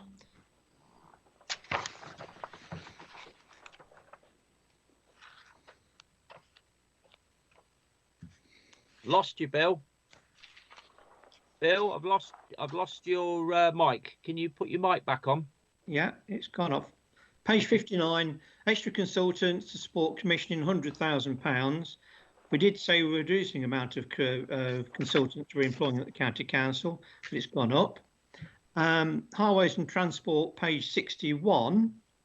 Additional costs for RDF and energy from waste. But I thought we'd bought into a separate company in Coventry where it's reducing our costs for incineration and other things. So I'm a bit confused by that as well, because we were told it was going to reduce our costs considerably, yet our costs seem to have gone up. So I don't know if anybody can answer that one this morning. Okay, so I'll ask Declan. These are quite detailed issues that probably will need to get a response from the director of the relevant department. But Declan, is this something we're better off responding to Mr. Bolter in writing, or are you able to help? There's probably a couple I can pick up. So the first one, apologies, I'm struggling a bit. I think my page numbers are different, but the legal cost, the 18%, isn't the overall department. It's just the overspend related to the legal services budget. So it's just it's that 18% just tries to give you context of how much that's increased by. And then it is an area that's it has come in and out of I suppose, a consciousness over the last few years. It kind of comes up, but it's one of those budgets it is very much driven by the cases and the type of cases that go to court. So I mean, hopefully that context, it's not 18% of the overall. It's just an 18% increase on the legal cost budget itself. The commissioning consultants, I struggle to see which section was that against. That's on page 59. Adults and communities. Good paragraph, Bill.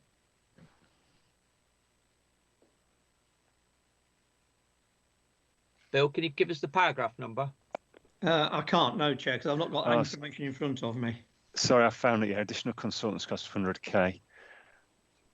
I'd have to check with the department. I think it is just more of a contractor brought in to fill vacancies, but I'd have to check with the department on that one to be certain.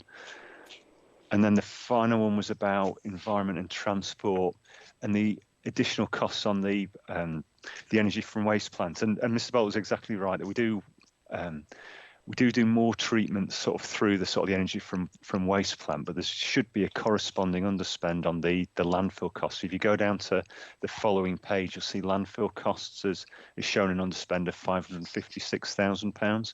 So what you're basically getting is on the treatment side of things, you're putting more money in there putting more tonnage in there, but it's at a lower gate fee than the tonnage that would otherwise have gone to landfill. So you've got two compensating variances there. But your assessment was correct that we're using that Coventry facility more, and it is cheaper than sort of just continuing to landfill waste.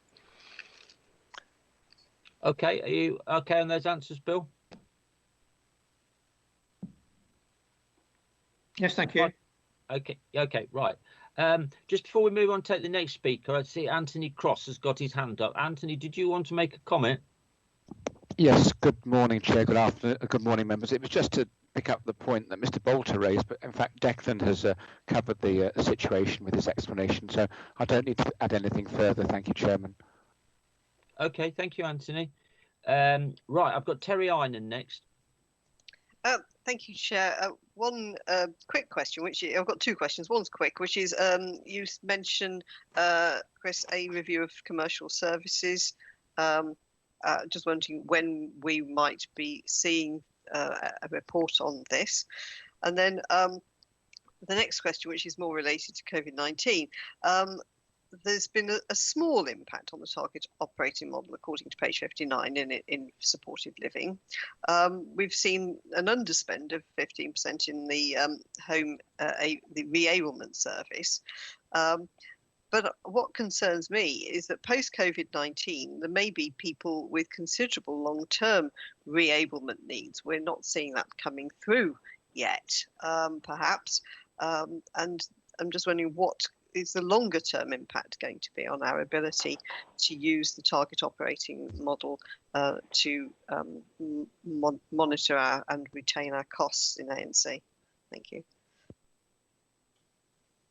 Shall I pick up the commercial services one? And yeah, do you want to start on that? Now, the biggest item there is obviously school food, and we are very much governed by what the government's doing or not doing about reopening schools. Now, the latest on that is they've said that they want everyone back for the start of the autumn term. That's the stated position. But what we don't know from that, do we, is how that's is it going to be possible to deliver school meals? Yeah, I mean, school meals are being delivered at the moment, albeit in a very, very reduced kind of form. I must admit, so they are being produced. There's clearly a big issue around school meals. We did furlough an awful lot of staff kind of early on, given that they weren't trading at all. And that was kind of built on some existing issues we had as well. So we have got an issue with school meals, and huge uncertainty. So if schools do reopen kind of fully in September, that is going to be kind of very helpful in terms of that service and putting it back on a sound financial position. And Dr. Arden kind of mentioned the review of commercial services. We are looking at commercial services, and we're kind of looking at it in the context of recovery, I know, which we're going to touch on in the next item. And we are looking at it in terms of how we recover them, but also that will pick up some of the longer term kind of implications of the coronavirus on those services. Because as well as kind of school meals, we've got things like the outdoor pursuits at Bow Manor, we've got Bow Manor Hall, we've got Leamis. There's a variety of kind of schools traded services. And as I say, the coronavirus is going to have an impact on those services. We need to think about how we're going to sustain those over the longer term. So clearly a number of issues in that area. And you can kind of see the impact of just 2 weeks of coronavirus at the end of the last financial year is a loss of about $500,000. So it's a big financial issue. Do you want to come back, Terry? No, I'm very happy with that answer. And the other part was about the target operating model and the impact of COVID-19 on that, both currently and perhaps potentially in the future. Okay, who wants to pick up on that? Shall I have a go? In effect, it's going to be the same answer. Again, the coronavirus is having a fundamental impact on some services, and clearly on some services a bigger impact than others. And on those kind of adult social care services and children's social care, again, they will be picked up as part of the recovery work. The way that's going to work is as we work through the recovery work, there'll be certain things that we believe will need to be reported back to members, and they'll be picked up either through kind of scrutiny commission or through the service scrutiny kind of process.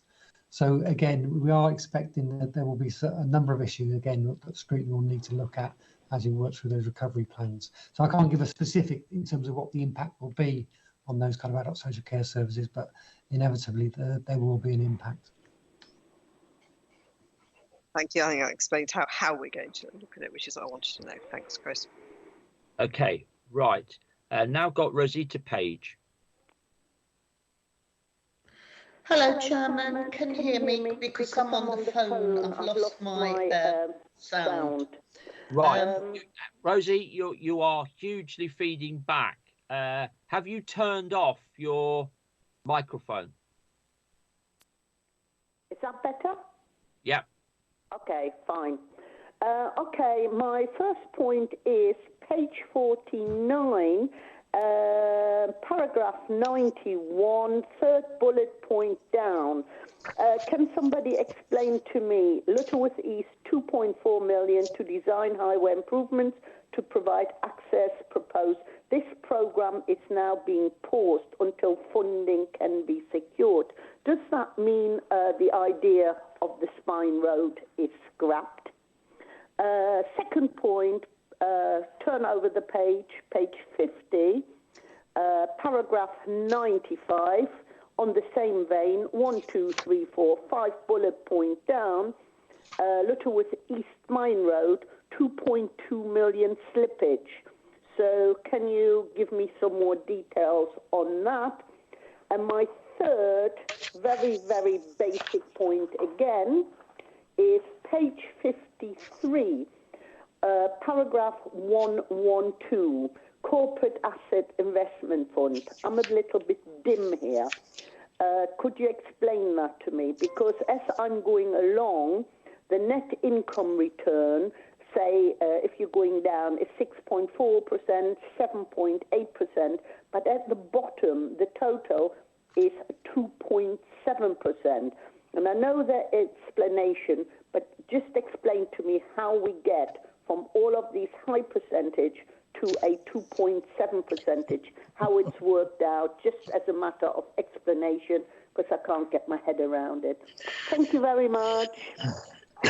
Right, so shall we start with the Lutterworth East funding issue? Who wants to respond to that? Shall I pick up this one? Yeah. And then if Declan picks up the CAFE one. I suppose there's two issues in terms of the Lutterworth East development. One is the fact we didn't get the HIF bid, so that requires a little bit of thinking about kind of what, in terms of the project, in terms of how we're going to kind of cope with that. So hence the pausing. And I must say the other kind of probably bigger reason actually is coronavirus and the impact that's had, because we were clearly going to go out for a joint venture procurement over the summer. When we talked to our advisors on that, for obvious reason, they've said it's probably not the best time to go out for a joint venture procurement. So there's two key reasons for the pause. So again, it's one of those things that we do need to think about over the summer, about how we pick up that project. In terms of the slippage, all that relates to the fact that we thought we'd make a slightly quicker progress in terms of the design of the road, and it's taken slightly longer than we expected. So hence there's been a slippage of a couple of millions of pounds. So it's a pause for those two key reasons. So can I come back, please? Does that mean we are talking 2.4 million plus 2.2 million in order to be at this point? Because I'm still not quite clear. And also, does that mean we are going to go into the planning stage with no promise of a spine road? I mean, I need to be quite clear on that one, please.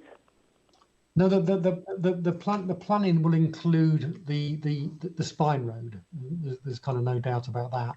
And in terms of, I mean, the 2.4 million is the money we've kind of spent on the spine road, and the 2.2 million is this slippage in terms of last year. In terms of so we'd actually factored in that we were going to spend a bit over £4.5 million on the spine road, but actually we only spent 2.4 million. But in terms of the overall planning application, which I think is due, it's due next month, I think. Yes, July. July, yeah. So there's no change in terms of the planning application. Yeah, I just wanted to make sure because if that was going to be picked up by the general public, it could create some controversy. Now, can you please explain to me the corporate asset fund chart, because I can't get my head around that. Declan? Okay, yeah. So if you look at the chart, as you point out, sort of Councillor Page, the 2.7% is quite a bit lower than a lot of the sort of the percentages above it. But the key ones are in the middle, the development line and the rural line. So if you look at the closing capital valuations on those, 58 million plus 22 million, you see that those two lines alone account for sort of 50% of the fund. So because their net income return is low, which to be honest you would expect from these two categories, it drags down that sort of weighted average. So the 2.7% is the average of those percents, but it's weighted depending on what the closing capital valuation was. So that's why it kind of it you know, if you did a straight average, you'd get a much bigger figure, but it's a weighted average. So what we're talking is the net return is the actual profit and the cash we have got in hand from all of these assets. But because there is a very, very low one of those two, we take a totally average over the whole portfolio, and the overall portfolio figure comes to 2.7% in total. Yes? Yep, that's right. For the £170 million that we've got committed into this, the return of sort of the income coming back on that is 3% of that £170 million. Right. Okay. Thank you. Okay. Thank you. Byron, you got your hand up. Did you wish to add anything to this discussion? I just want to make a remark about Lutterworth East. I mean, clearly we're pursuing the planning application. But the Spine Road is an integral part of that, and it's part of the design of the proposed development. So we will have to go back and look at the financing of that. Although we didn't, of course, get the HIF money the first time round, and so that's the important thing now is to get the planning consent, get that through, and then move ahead, and then to work out. The delivery profile and of course the financing of it in the light of the new situation we find ourselves in. Thank you. Yes, but I mean, you know, Nick was saying earlier that the government may well be coming forward with I forget how he put it, something to do with buckets and spades or sheds or something. Well, indeed, they may. I have to say, I monitor the news. I haven't heard any specific announcements about likely significant capital or grant funding to local authorities. No, I mean, you're quite correct. They haven't made those announcements yet. But look, they're very keen to move ahead on development projects, and clearly that is one which is sitting there in an advanced state of readiness to move forward. And especially will we with the grant of planning consent, then clearly, you know, it'll be one of the things that we'll be talking to them about. Okay, and do we know why the bid? Do we get any feedback on why the HIF bid was rejected? It was tied in with another development area in that part of the county, and there were some doubts about the other part rather than doubts about the Lutterworth East part. And unfortunately, because they were wrapped in together, it meant that particular bid didn't succeed. The Lutterworth East bid, as it stood at the time, was all right. Okay, thank you for that. Right, I don't have anyone else on this section, but of course we now need to move on to cover capital. So, Declan, did you want to introduce that? Yeah, I can do. Yeah, So the capital section just covers paragraphs 79 to 111, and then I'm going to go this sort of very briefly, but there's sort of very much of a mixed picture. Although we've sort of invested £100 million, which is to be honest, I think the report quotes it. We've only looked back 15 years, and I think it's the first time we've breached that £100 million level, and it's the most we've sort of spent in that 15-year time period, and you know, probably before that as well. but the forecasts were just way too optimistic. So we've ended up missing the budget by £58 million.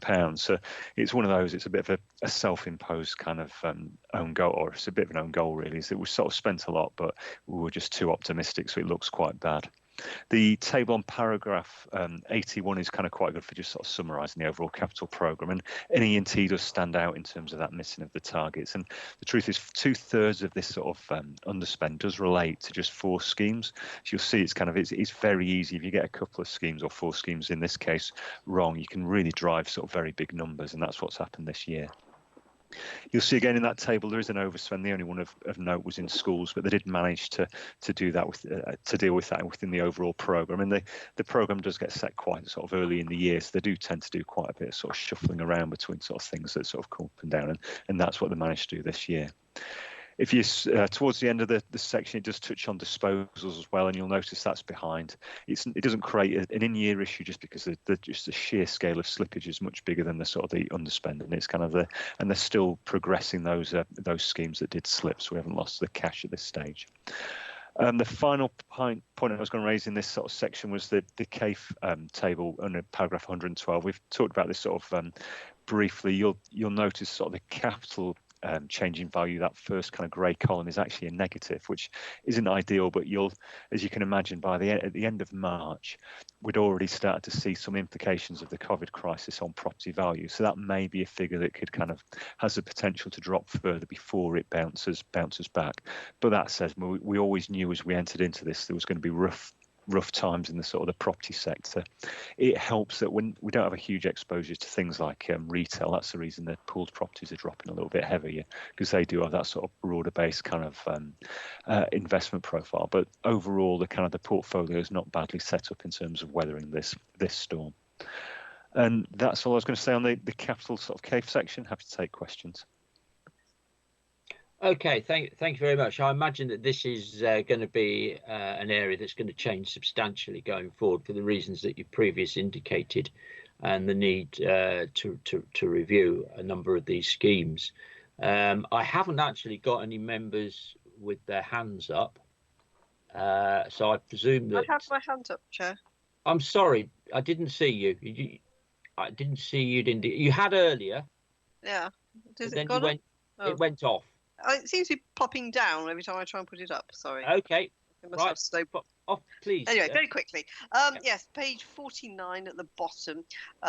You mentioned the major road network scheme, 0.9 million in the A511. I assume that is just a small proportion of the 49 million that we're hoping to get. Do we have any concerns about the rest of the funding for that post-COVID-19? At the moment, we haven't been notified of sort of any changes, and government stance does seem to be that it wants to invest in infrastructure. Sort of even at the height of this crisis, they were still committing extra to high speed too. So I think for schemes that are sort of, as they sort of deem it, sort of shovel ready, they're in a much better shape than sort of schemes that are maybe more sort of aspirational and have got sort of quite a few hurdles to jump over. So I think, to be honest, we're guessing a bit, and obviously the state of the nation's finance does mean that they are going to have to save money somewhere. But the further advanced a scheme is, the sense would be that the less at risk it is, because the government does want that kind of investment to happen quickly. Thank you. That's reassuring. Okay, Terry. Right. Oh, right. Now, as I say, I haven't got any other members on this report. This is really for noting, obviously, because it's closing the accounts down. I think this is going on to. Has it been to cabinet? I think it's been to cabinet. Will this go on anywhere else, Chris? Yeah, it's going to cabinet tomorrow. It's going to cabinet tomorrow. Okay. Thank you very much. Right, I think we finished the debate on this one then, so we'll now move on to item 10. That's probably the most significant issue as far as the County Council is concerned in the report. This is the coronavirus impact and response of the County Council to recovery. We've got a number of senior officers here to make a contribution on this, but I think that Chris, in his role as the Director of Corporate Resources, would like to start. what I'm going to do is we're going to do kind of threefold. So Tom's going to kick off and talk about some of the kind of the wider kind of approach. Then Chris Lewis is going to talk about recovery, and then I'll press you on with the finances towards the end, if that's okay. So okay, but we've also got Mike Sands online. Mike, just checking you're with us and you can hear everything. Yes, I've got you. I'm here in my kind of sweeper role, I think, to pick up the questions the others haven't got. Okay, so you don't want to make a presentation at the beginning? No, I think that's the three-way here as Chris set out, but I'm here if you need me. Okay, thank you, Mike. Thanks very much. So over to you, Tom. Thank you, Chair. I'm going to refer particularly to the supplementary report, which is the report that's being considered at the Cabinet tomorrow. The report summarises ongoing work to address the impact of COVID-19, sets out the work underway to plan for recovery, and also outlines the financial impact of the pandemic. You'll have noticed that the report particularly focuses on the financial and recovery aspects, and obviously the two Chris's, Chris Tambini and Chris Lewis, will pick up on those. Cabinet tomorrow has recommended to note the update. I just wanted to mention a couple of things which are covered in that report. Firstly, the crisis management arrangements for the pandemic are summarised in paragraphs 7 and 8. And those paragraphs set out the arrangements for both the Local Resilience Forum, LLR Prepared, and for the Council. I'm not going to go into detail on those. That I think they're there. They can perhaps be taken as read, but would perhaps just emphasise that there are very frequent meetings being held involving all of the key senior people across the partnership and the council to ensure both the response and the recovery are effectively managed and coordinated. And I think it's fair to say that the current situation in Leicester and Leicestershire is pretty stable, notwithstanding the challenges faced on a wide range of issues. And obviously Mike's particularly involved in looking at some of those challenges at the moment around testing and tracing. Paragraph 9 sets out the arrangements by which members have been kept informed, and particularly reference the 23 electronic updates which have been sent to all members of the council by the chief executive, the most recent one of those being on Friday afternoon. Paragraph 9 sort of sets out the range of issues that have been covered in those, and obviously Friday afternoons will be a fairly up-to-date summary of the latest position on a wide range of those issues, and clearly many of those Mike will be in a good position to answer, but I'm happy to chip in if there are questions on any of those that I'm able to answer. Finally, for me, can I refer you to paragraphs 20 to 23, which summarise the economic impact of the pandemic, including the impact on employment levels in the county.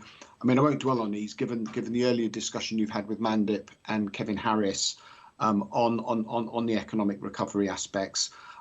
Just perhaps to note that the County Council's Business Intelligence Service is playing a key role in monitoring the key economic indicators, both for the LEP and for the Local Resilience Forum.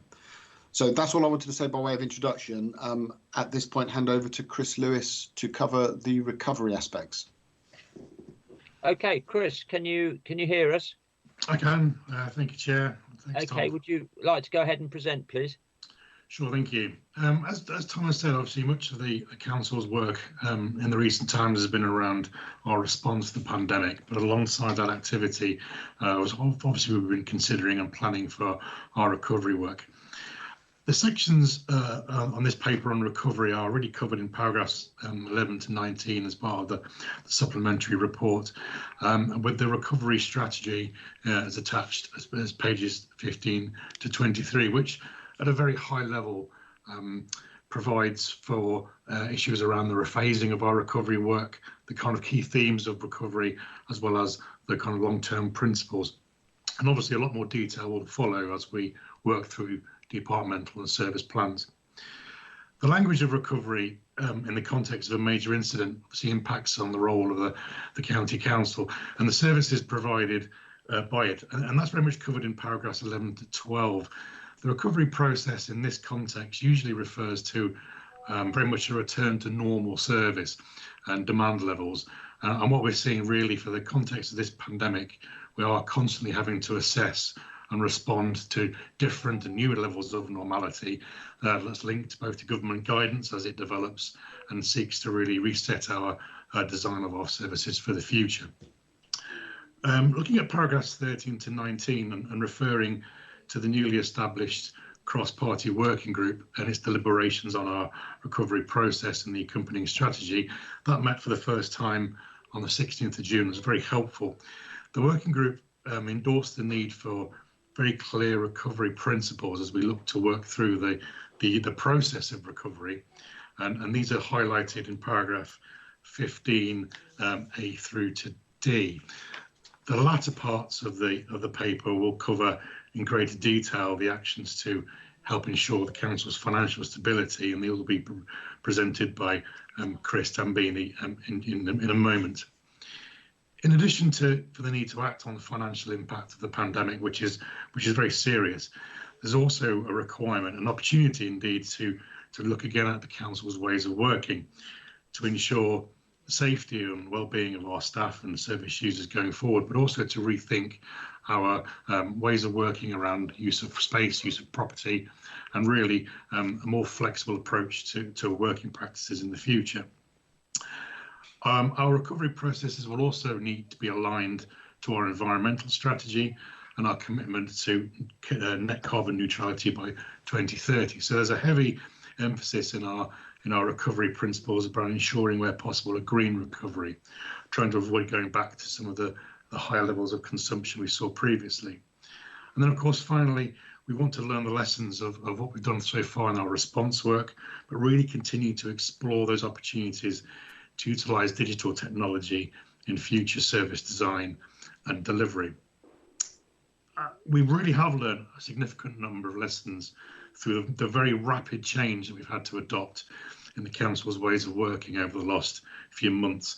And these are really going to help us inform how we both engage in developing further our change of our service models, but also ensuring that we're better prepared for any future crisis, including any potential need for reverting back to lockdown measures or taking alternative course of actions through the pandemic.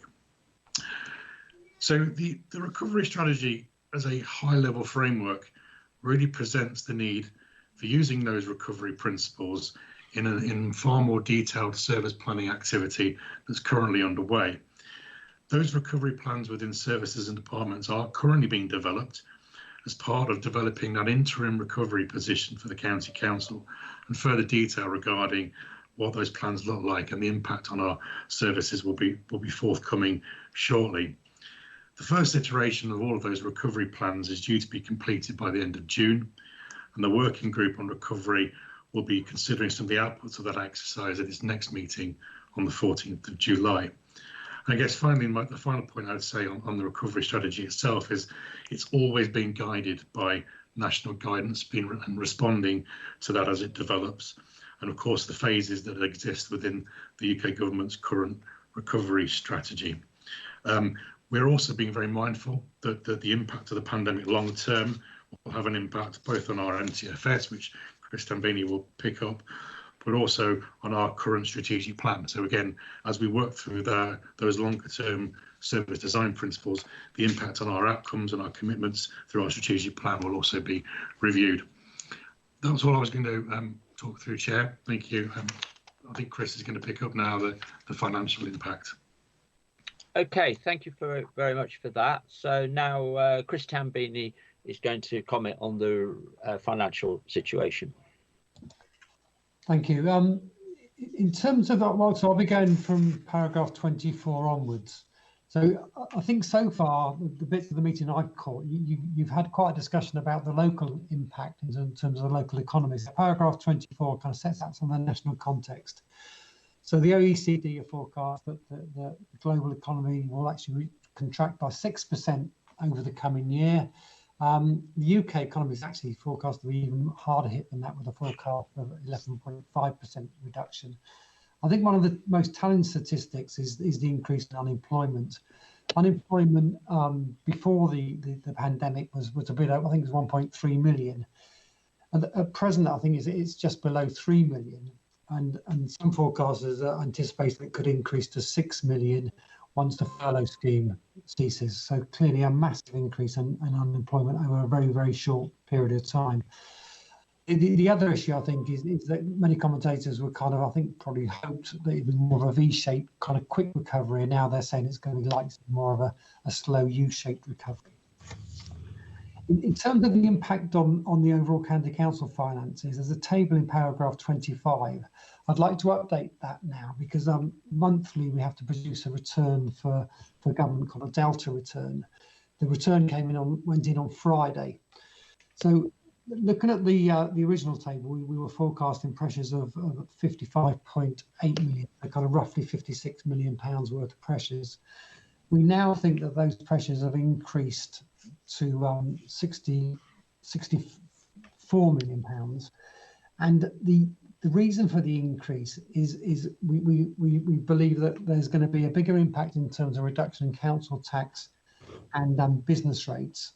So we've increased the shortfall in those kind of taxation streams by £5 million.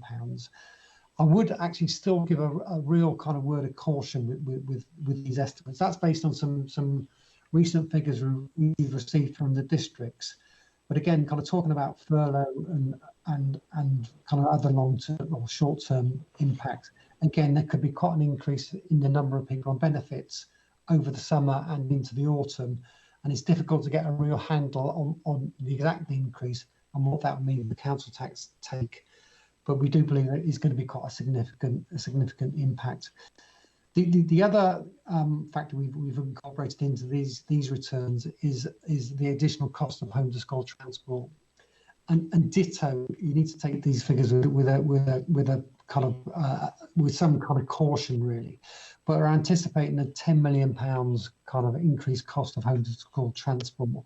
Clearly, that's going to be impacted on what the social distancing rules will be at the time when we get to September, and a host of other factors in terms of kind of whether all kids are going to be going to school full time, etc. So I'd take that with some caution. It could be more than that, it could be less than that, but we're anticipating a sizable impact in terms of home to school transport.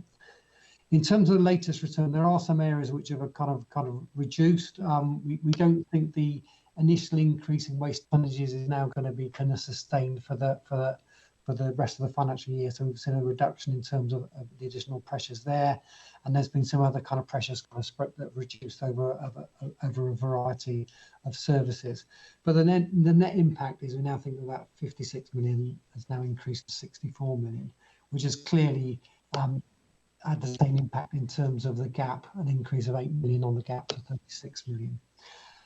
I'm not going to go through the detail of the report. Many of those factors that we put in there are still there. I've gone through the key changes. If I talk around, I suppose, how we're going to address that impact, which is paragraph 26. So clearly, in the short term, there's not a huge lot we can do in terms of getting savings out in terms of the current financial year. And with that increased kind of pressure, again, we've taken £4 million from the MTF or risk contingency. That's all there was in that contingency, so there's no more we can take from there. We can't really reduce the county fund by any more than 10 million. There might be a little bit of scope, but again, not a massive impact without kind of reducing it to unsustainable levels. So I think the pressure is going to be borne by item C, which is taking a little bit more out of the capital programme, which in this report would factor in at £14 million kind of reduction.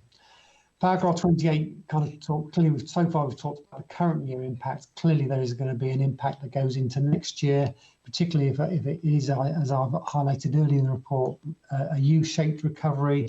I expect that some of the big changes in terms of reduced council tax take will impact next year as well. So we are concerned about next year and in terms of how we close the gap. I'll now move on to paragraph 31. I think in the past I have talked kind of on various different forums about the immediate crisis impact. And in terms of how the county council has addressed that, I'm not going to go into those kind of bullet points in there because I think I've kind of covered those in other forums. But I will talk a little bit more about the medium-term impact. And a lot of that is going to be around the work we're doing on recovery and whether there is any kind of short-term kind of areas in which we can take savings out of. I think there will be some clear medium-term impact in terms of the need to accelerate the digital program, and hopefully we'll get some savings out of that. Workplace, again, a lot of that work, which was kind of roughly spread over the next 18 months, we've kind of implemented already. So we're going to get some benefits there. In terms of governance systems, I know members are kind of aware of this £28 million in terms of 2 tranches of grant that we received over recent months.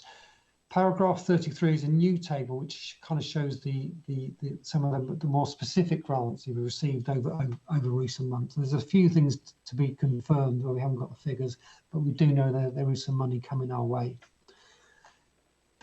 Paragraph 35, there has been kind of extensive lobbying by the Local Government Association, County Council Network, and a lot of kind of professional bodies, county treasurers or directors of adult social care and children's social care. The LGA actually believe that the impact on the whole local government this current financial year is going to be in the order of £6 billion, and that compares to the £3.2 billion that's been allocated to local authorities to date. My own view is that the government does need to find some additional money in the current year, and it would be very useful if they did things like underwrite some of the council tax and business rate income that we're due to receive in this year and in subsequent years. So I think that's going to be a major issue for us. In total, those account for about £390 million for the county council. So if we can get some kind of underwrite on that, that would be very helpful. And I know that is something that MHCLG are in discussions with the Treasury and they are actively considering. I'll end with a hint of optimism. Is there are discussions with MHCLG. MHCLG have said they are in the process of developing a longer-term plan to help with the financial sustainability of local government. And there are some rumours that actually we could possibly get some sight of that even in the current week. There are clearly some authorities that are getting pretty close to the edge, so I am expecting that the government will announce something in the near term, albeit it might not be the full plan. Just in terms of summary, clearly, I mean, I think the word tough doesn't really do this justice. It's going to be very, very kind of difficult period for the county council and for the whole local government. That's probably going to last kind of much more than the current year and probably well into the medium term. Right, okay. Not much good news in that, Chris, but that's your job to present that to us. Now, you kind of said right at the end that there could be the possibility of announcements being made from the government. One of the things that's been touched on, what in the long term, if some authorities are saying they might have to move to formal notices. You've said we're not in that position yet, and not anywhere near it because of the situation the county council went into. But the government's usual answer to this is right. You'll have to merge with someone, aka Northamptonshire. But this is so much bigger than this because it could be that all the other councils are in the same situation. So do we know what options are being considered if a council got to the point where it just couldn't continue its statutory duties?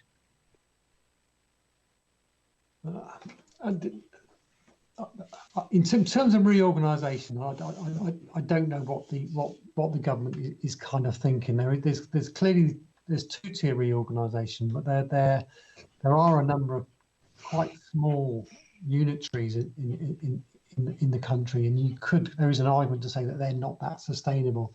And I think when it comes to it, I think when you look at the list of the authorities that are in a more difficult position. I think a number of those smaller unitaries might well feature.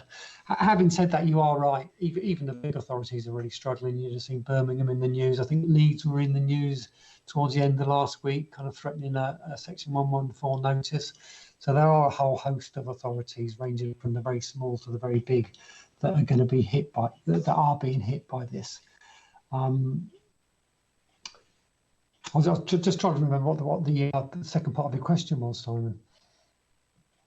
Well, that's been their solution in the past, hasn't it, to a local authority facing a very severe financial situation. The solution is you'll have to merge with someone and pool those resources and become bigger. But the COVID is far more than that likely to be a solution on the kind of numbers that are being mentioned. So I suspect you don't have an answer as to what solutions the government might be coming up with if councils have to start issuing these 114s. Well, I think the one which I kind of mentioned is the kind of taxation underwrite. So that kind of, you know, we're anticipating a certain level of council tax to come in this year. The government could say, okay, we'll guarantee that for all local authorities, and ditto with business rates. That I say that would be very helpful, and it'd be particularly helpful for the county council where we don't actually receive any kind of revenue support grant. So that would be a helpful thing, and I think that has got a degree of traction within MHCLG. But you are right. The kind of reorganisation will not solve this. So I think it's going to be a combination of some extra money. I think the government is going to have to find some extra money, and some kind of tax kind of underwrite. The difficulty I think the government's got is there are some authorities, and I think the government is aware of this, where possibly they've made a number of decisions, some more extreme than others in terms of commercial investment, etc., where they're probably going to end up in a far worse position than they would have done if they hadn't made those decisions. So this is the likes of some of those kind of smaller district councils, particularly in Surrey, where I'm not sure the government will really want to bail them out completely. But there are other authorities where they've ended up in this position through no fault of their own. And I suppose I would count the county council within that kind of cohort. So I think the government they've got some difficult decisions to make. And the interesting thing will be what they do in terms of bailing out those authorities where possibly their position has been made worse by some of the decisions they've made earlier on, which are nothing to do with the coronavirus pandemic. Okay, that's helpful. Thank you. Terry Eynon first, please. Thank you, Chair, and thank you for that excellent report, though somewhat depressing. And I'm sure that all of the Scrutiny Commission would support point 15A of asking the government to meet the full costs of the pandemic, and the wish for them to underwrite council tax and business rates as one mechanism for doing that. I wanted to comment on a couple of things. One was the paragraph 19 on the milestones for recovery. I love the metaphor of milestones. It does give the impression of a nice straight road to London, or some other familiar place. But I suspect that this would be quite a bumpy road, and maybe Mike Sands can point give us some pointers to that, because not only is the final destination not anywhere familiar, but likely to be a new normal, I'm somewhat worried about the prospect of spikes, lockdowns, and other diversions on this route. So that was one question. And the other one is about the very sensible move to digital value, point 15D. The COVID-19 has probably dragged a lot of people out of Ludditism into using IT. It certainly showed us doing it, but I do worry about some of our digitally excluded residents. We've seen how slow it's been getting computers for children who are at risk of falling behind in their education. I'm not even sure they hadn't arrived last time we asked. And that does worry me. And are we going to be seeing any funding from the government to help the population move to a new digital normal? Because otherwise, if we move, if we move towards a more digital way of working ourselves, which is good for us and for the environment, what will it be good for our residents? Thank you. Right, so there's 2 points there, really, that you're wanting. Shall I ask Mike to come in? Yeah, if I start with the first one, I think it's fair comment. So yeah, I think locally at least, like any local area, it's not necessarily going to be a straight path to recovery in the way that Dr. Island sets out. There will be bumps in the road. You can see that happening with the Leicester surge in cases, where I think overall you can expect to see a decline in national numbers, but obviously things will pop up and bubble up as we go along. I think from that point of view, what is to the credit of the County Council is we've always said from the start that recovery won't be a distinct phase in itself. It will be happening at the same time as response, and that's exactly basically what's playing out at the moment. So the Chris Lewis in particular, will know that we've kind of built in, that's part of my role, I suppose, in terms of working with him around recovery, in terms of making certain that we can flex our plans as appropriate and deal with the response bit, the localised outbreaks that we can expect to see at the same time as overall working on our recovery plans as have been laid out. Thank you. That's very reassuring. Do you want to come back, Terry? No, that's very reassuring. And then the next question was about digital and. Yeah, who wants to pick up the one about digital? And that if we're going to be serious about this, then it's going to require some resources. Shall I pick that one up? Yeah. Yeah, we have invested in digital teams. So we've got a couple of teams who are kind of working through kind of different processes in terms of digitizing them. Just picking up on Dr. Island's issue, we are acutely aware that there are excluded groups who possibly find it difficult to kind of access services through digital means. And some of our, take for example something like blue badges, that would be a classic thing where we need to do it kind of quite carefully. So far we have done it in terms of blue badge renewals and got a digital process. I'm not aware of the government kind of providing any additional kind of funding to the general population to kind of help with this. I mean, one area where we are going to move probably a lot faster, and we have moved a lot faster than originally planned, is digitising those processes for our own kind of workforce, where I think there could be some kind of fairly kind of quick wins in terms of doing that, both in terms of efficiency and actually ways of working. And to be quite honest, we've got to do it given the amount of people we've got working remotely. But in terms of those where we're particularly where we're providing services to vulnerable groups, we will be doing it pretty carefully. Thank you. Okay, David Bill next, please.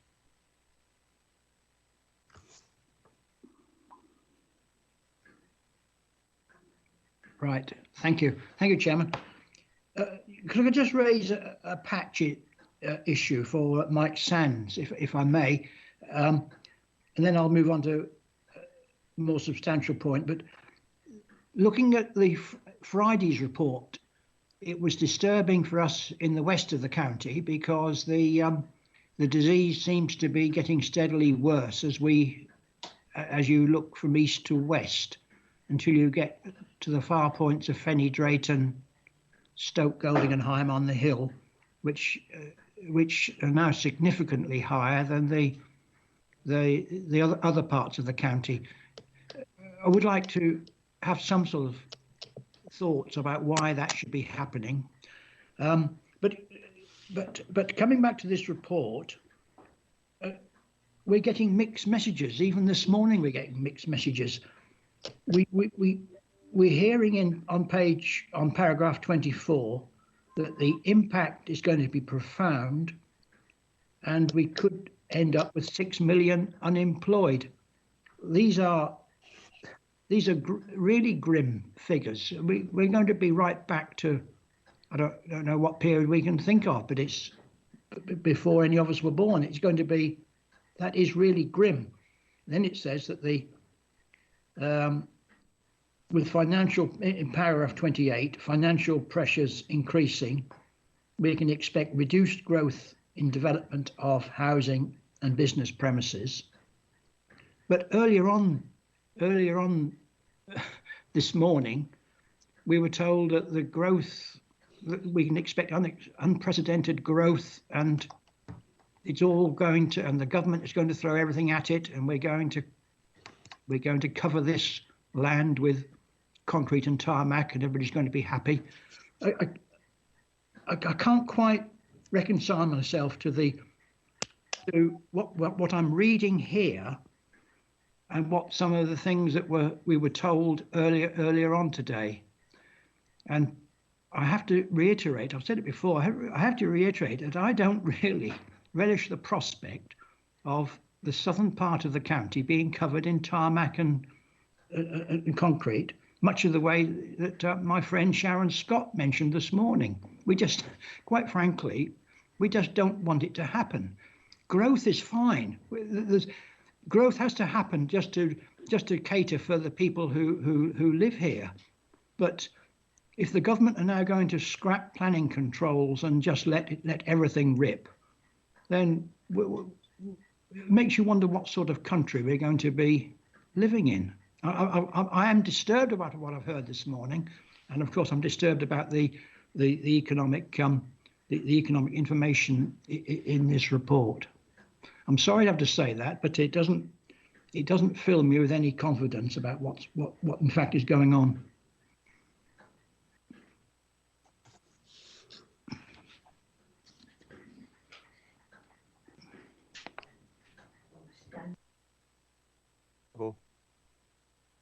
I'm having trouble unmuting my microphone as well.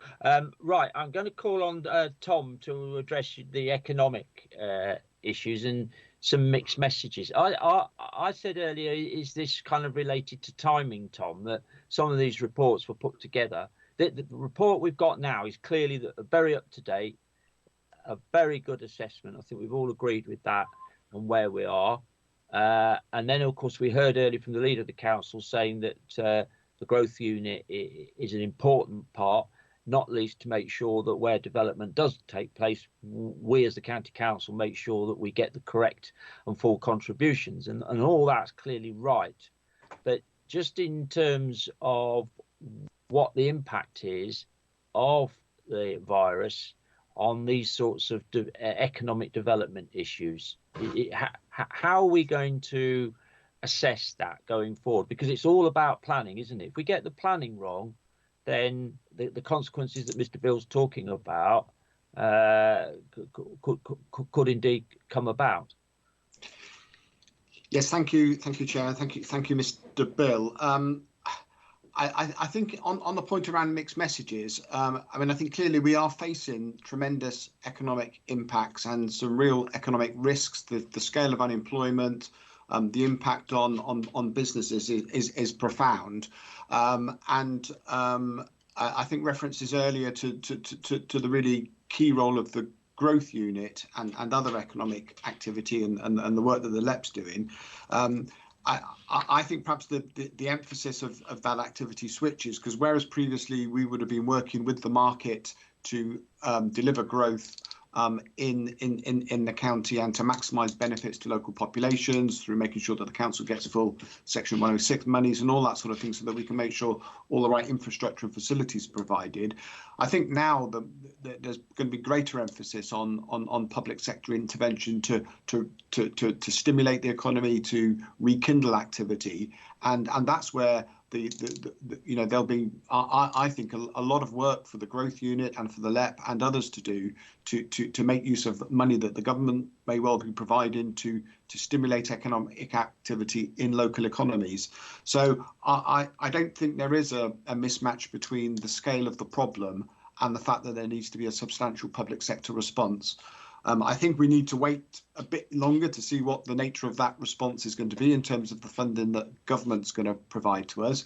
I think we probably do need to wait a little bit longer before we need to decide whether the strategy and the strategic growth plan needs fundamentally changing or tweaking, because it's still fairly early, I suppose, in terms of what are the impacts of the pandemic going to be in the long term on the scale of development and the nature of that development, and obviously Mr. Scott's question was addressing some of those issues earlier. I think we are fortunate in Leicester and Leicestershire that the 9 local authorities and the LEP are working closely together on long-term strategic planning issues, and we do have a framework within which we can consider those issues moving forward.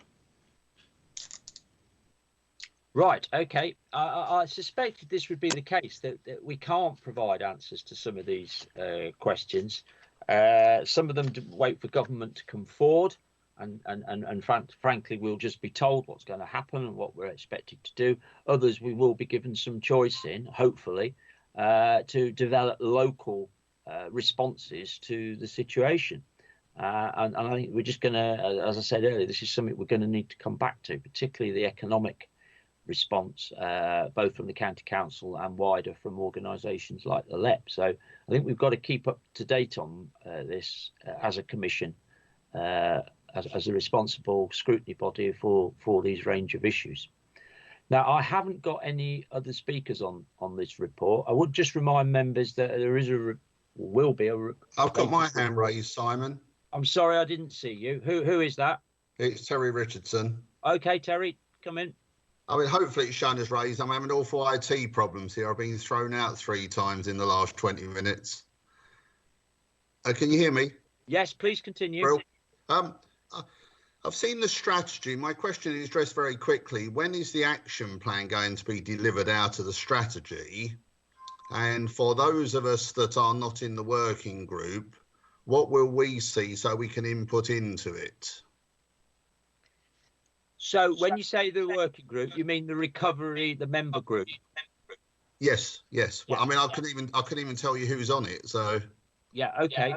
Well, that shouldn't be any secret. Every group is nominated to that, and as was said earlier, it met for the first time. It has no decision-making powers. That wasn't the point I was making, Simon. It was, are we going to get an opportunity to input into it? Well, that's where I was coming to, because it has no decision-making powers. Anything it wants to do will have to go through the normal decision and democratic processes of the council. So in that sense, yes, the relevant scrutiny committee, or us as the commission, if it's a wide strategic issue or financial issue, will absolutely be able to look at that. And then anything that requires a decision will need to go to cabinet. So that question has been asked, Terry, and that was the response we've got. And indeed, it's in the terms of reference. And the timescale for the action plan? I'll ask Tom to respond on that, please. Can I perhaps just refer to Chris Lewis to pick up that particular issue? He's leading on the recovery work. Thank you. The strategy points to, essentially, the timescales for future planning have been rather hampered by or understanding the longer term timescales and milestones for recovery. But essentially what's happening right now is that all services and departments are working through their plans. The expectation by the end of June we'll be having our first action plan around interim recovery, which hopefully we're looking to take forward for the next 3 months. As the chair says, we're going to be interfacing with departmental governance and scrutiny as we go through. But really, the key milestone for myself is to allow us to take stock and to build the longer term recovery principles in place, that we are essentially taking a mid-year service planning exercise. So we're looking at September as being the point where the detailed longer term delivery plan for the strategy gets essentially worked through. So there are 2 stages, an interim recovery stage, which we're working through now as we start to build for the longer term planning, which we hope to be shared more widely following a September exercise. Do you want to come back, Terry? Put your microphone on. We can't hear you. Try and unmute.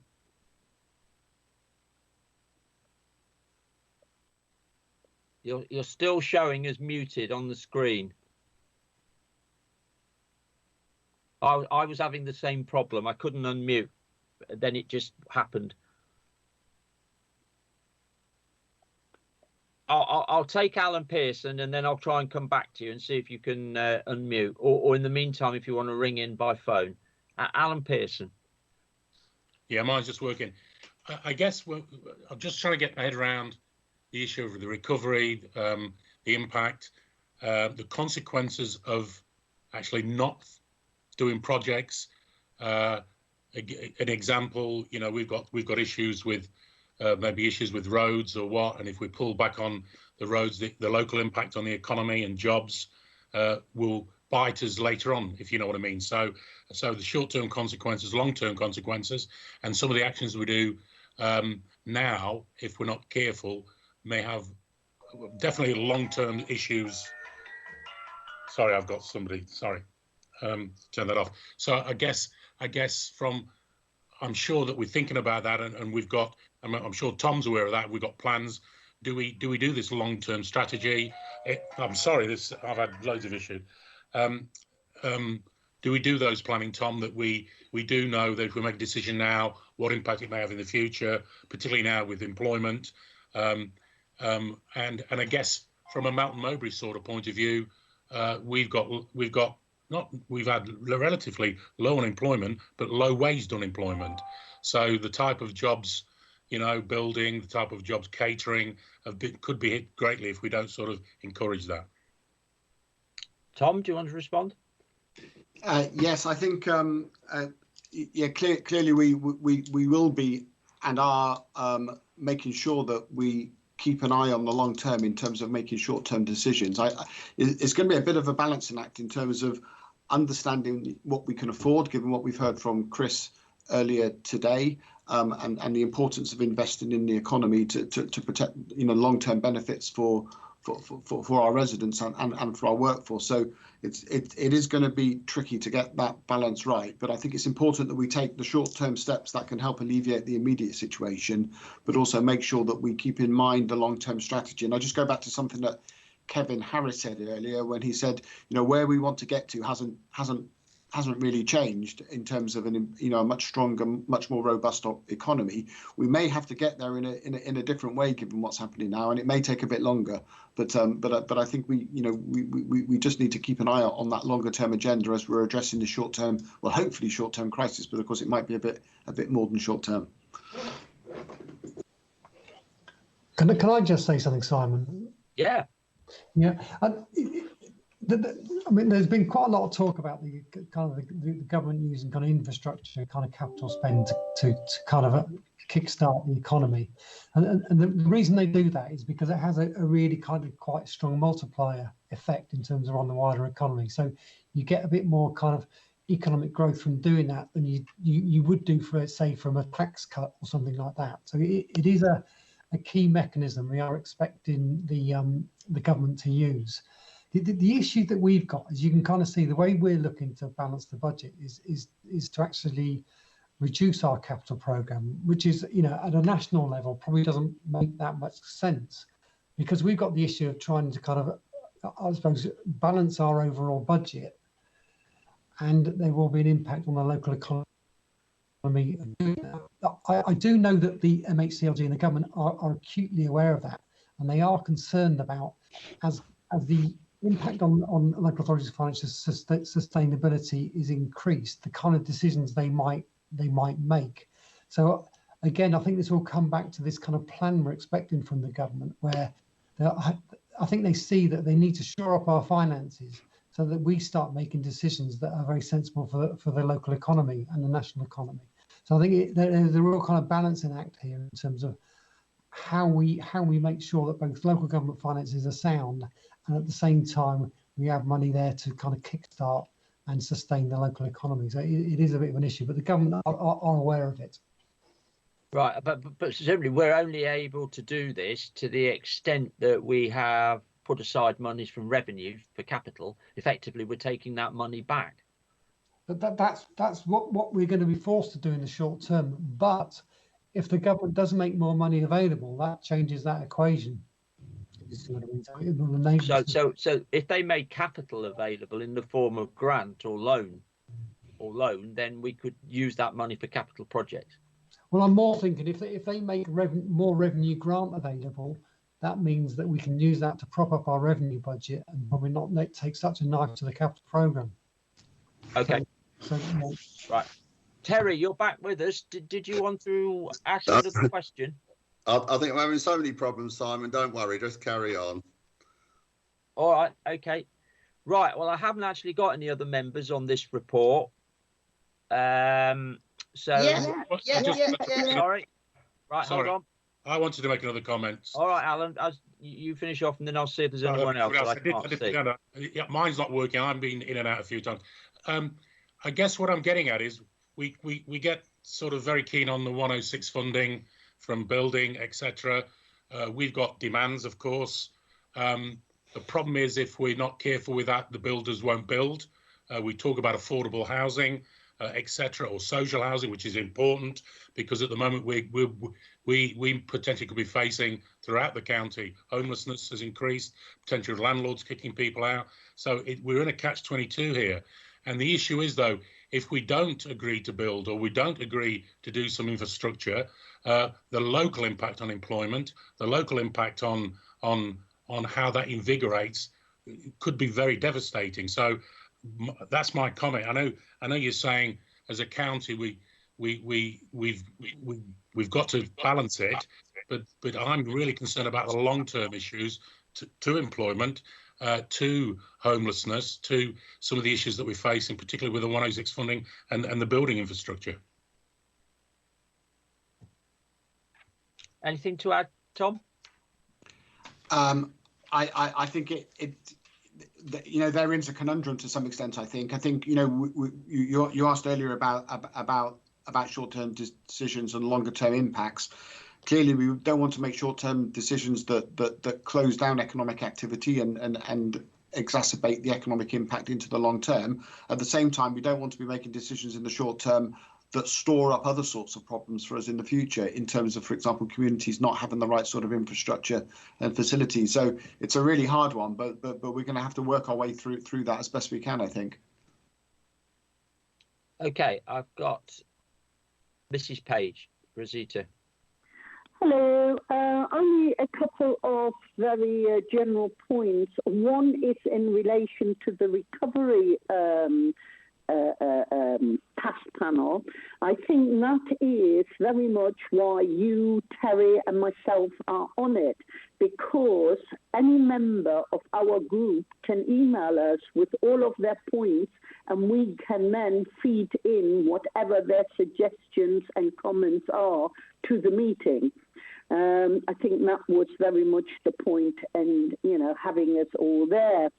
So I'm always looking forward to get any comments. Terry, keep emailing me. The other point is we're talking about building. I think that is the good point, as Nick earlier said, that we do have a growth unit, because we can ensure that we do get the proper infrastructure funding, because with the COVID, it will be a good excuse for builders to push ahead with a lot of building, but saying it is not viable to pay the Section 106. So my little comment on that would be to have also a little bit of local member input there somehow, to make sure that we can have our projects for infrastructure being supported, whether they're for the NHS or whatever. And that's all. Thank you, Chairman, and everybody else. Okay, I don't think we need any response to that. David, Bill, you've still got a hand up. Did you want to come back? Turn your mic on. No, sorry, I didn't realise so it doesn't come down automatically then? No. So? Okay, thanks. No. Okay, thank you. Right, okay, so I haven't got any other members who wish to have indicated. Have I missed anyone? No. Okay. So I'm going to thank the officers that have participated to this discussion. We've already indicated this is something that we will need to return to. And just to remind members, there will be a full up-to-date report to the council meeting on the 8th of July on the COVID situation and the county council's response and recovery. I presume that this will be the basis of it, Tom, and that you'll update it for anything that's happened since then, and hopefully any more information that we've received from government. Yes, absolutely. It'll be as up to date as it possibly can be. Yeah. Okay, thank you. Thank you to the officers for presenting this and for bringing us this very, very important report. So I'd like to now move. Everybody. Yeah, thank you. To the final item on the agenda, which is the annual overview and scrutiny report. This does look like a bit of contemplating our own navel, but it is a reflection on the work we've done, and we have added in some important comments about obviously the pandemic and the situation. So the annual report provides a summary of the key highlights of scrutiny activity undertaken during the year. It shows a variety of issues which have been scrutinised across the whole range of services provided by the County Council and the level of public interest which has been positive. The work of overview and scrutiny remains critical in ensuring that the Council's budget and performance is closely monitored, that services are delivered effectively and efficiently, and that they meet the needs of our local residents. Looking back over the past 12 months, environmental concerns have been at the top of the agenda for a number of our committees. Environmental considerations must now form part of every policy and decision, whether in relation to economic development, transport infrastructure, air quality, or the need for health and social care economy to make environmental and sustainability issues a priority. Looking forward, the Council will be moving to a recovery process, as we've just discussed, as the government eases restrictions on behaviour and movement. Recovering from COVID-19 may take considerable time, probably years rather than months, to address the enduring social, emotional, physical and economic consequences of the pandemic. The need for member involvement in the recovery process will also be crucial. Whilst agreement has been reached with the group leaders to establish the cross-party working group to provide high-level direction and political perspective to the Council's work, it is also recognised that scrutiny bodies will have a key role in monitoring how the recovery plans impact on service users and the communities. The annual report, if approved today by members of the Commission, will be presented to the next full Council meeting on the 8th of July. So I just wanted to give that introduction. I hope you've all had a look at the report. Scrutiny chairmen of committees were sent the report in order to have any input into it that they felt they wanted to have. Generally, the feedback is very positive. But if any members do have any comments on the draft report or changes you'd like to see before it goes to Council, now's the time to put those forward. Who would like to speak? Anyone wish to make a contribution? Oh, Kevin. Yeah. Now I've almost stopped eating. Didn't know I was in the picture.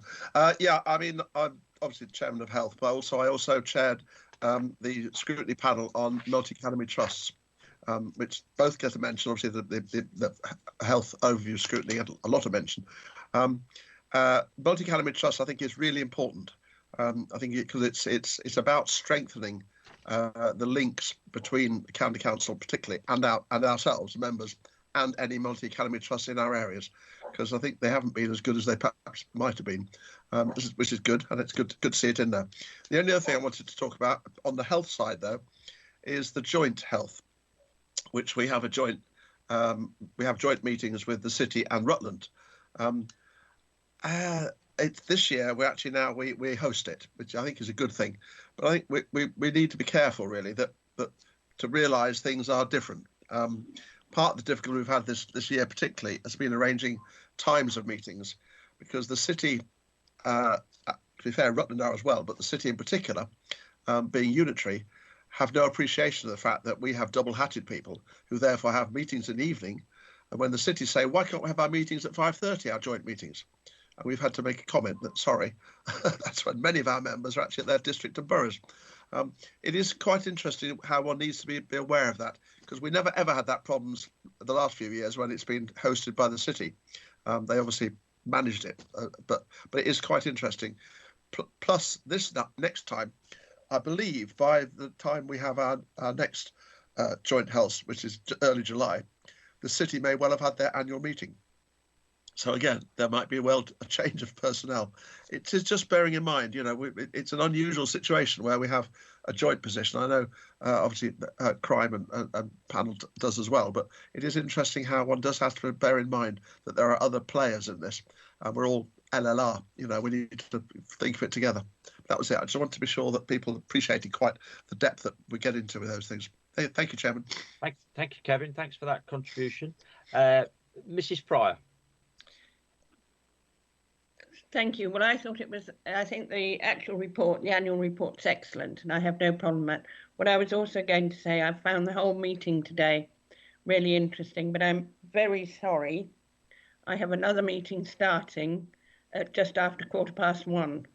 Well, you need to go then. Yes, well, I do need to go, but I just wanted to make known that it's been a very good, interesting meeting, and I approve of the draft report going to the annual report. Well, thank you for that. Thank you for your positive comments, and I understand you've got to get away, and I'm hoping to close the meeting shortly myself. So, Mrs. Page. Yes, thank you, Simon. I don't want to prolong it. I just want to say I think it's another good report, and I should take that opportunity not only to thank you and Terry, and of course Peter, because it's been another really successful year of us working together, and I think we've done some good work. So thanks to officers, all the scrutiny members, all the scrutiny chairs, because it really, really does look like a positive year and positive actions. The only thing I would like to raise, it is how do we just stick the report, and I think I mentioned it last year and I can't remember the answer, do we just stick the report on the website and there it sits, or do we circulate it to district councils and, you know, on the wider and to partners and stakeholders? Because it's all about us blowing our trumpet, and we have put a lot of work in, and we have had a lot of positive outcomes. So how do we cover the media circulations for the report? And with that, thank you very much to everybody. Bye. Well, I think in the last couple of years we've done a press release, and I could ask colleagues in the press department to draw something up with a few quotes on that. Probably best done to tie in with the report going to council in a couple of weeks' time. But I'm not sure about your answer. Is it formally sent to any other bodies? And I'm not sure whether we can Joe look at that, can't we? Yes. Perhaps Joe would be kind enough to look at what we've done in previous years, because obviously Rosemary would have been involved in that. Would you mind doing that, Joe? Yes, that's no problem. I'll sort that. Thank you. Thank you. All right then, Rosita, are you happy with that? Right. All good, thank you. Do I have any other comments on the annual report? No? Okay, right. Well, can I thank everyone for this morning? Feedback's been pretty positive. Remember, this was the first meeting that the council's done on Teams, and I think we could say that it's gone fairly well. I think the report, when we had the LEP-in, is a good example of us looking at what outside bodies do and how we work with them. And I think there were some particularly useful comments in relation to the challenges that we face going forward, and some helpful information. And you know, as we've said consistently, these are all matters we will need to return to in the coming months. So the next meeting of the Commission is scheduled to take place on Wednesday, the 2nd of September at 10:30 in the morning. There may well be a need to hold an afternoon session, because quite a bit of business in recent months has been delayed, as you know, or had to be deferred. But we will confirm that. And if we do need to do that, we'll take a break over lunch and then reconvene in the afternoon. But thank you very much for your attendance this morning and for the contributions. And if there's nothing else that members need to add, I shall close the meeting. No. All happy then? So I'll close the meeting. Well done, Chairman. Goodbye, everybody. Thank you. I'll close the meeting at 17.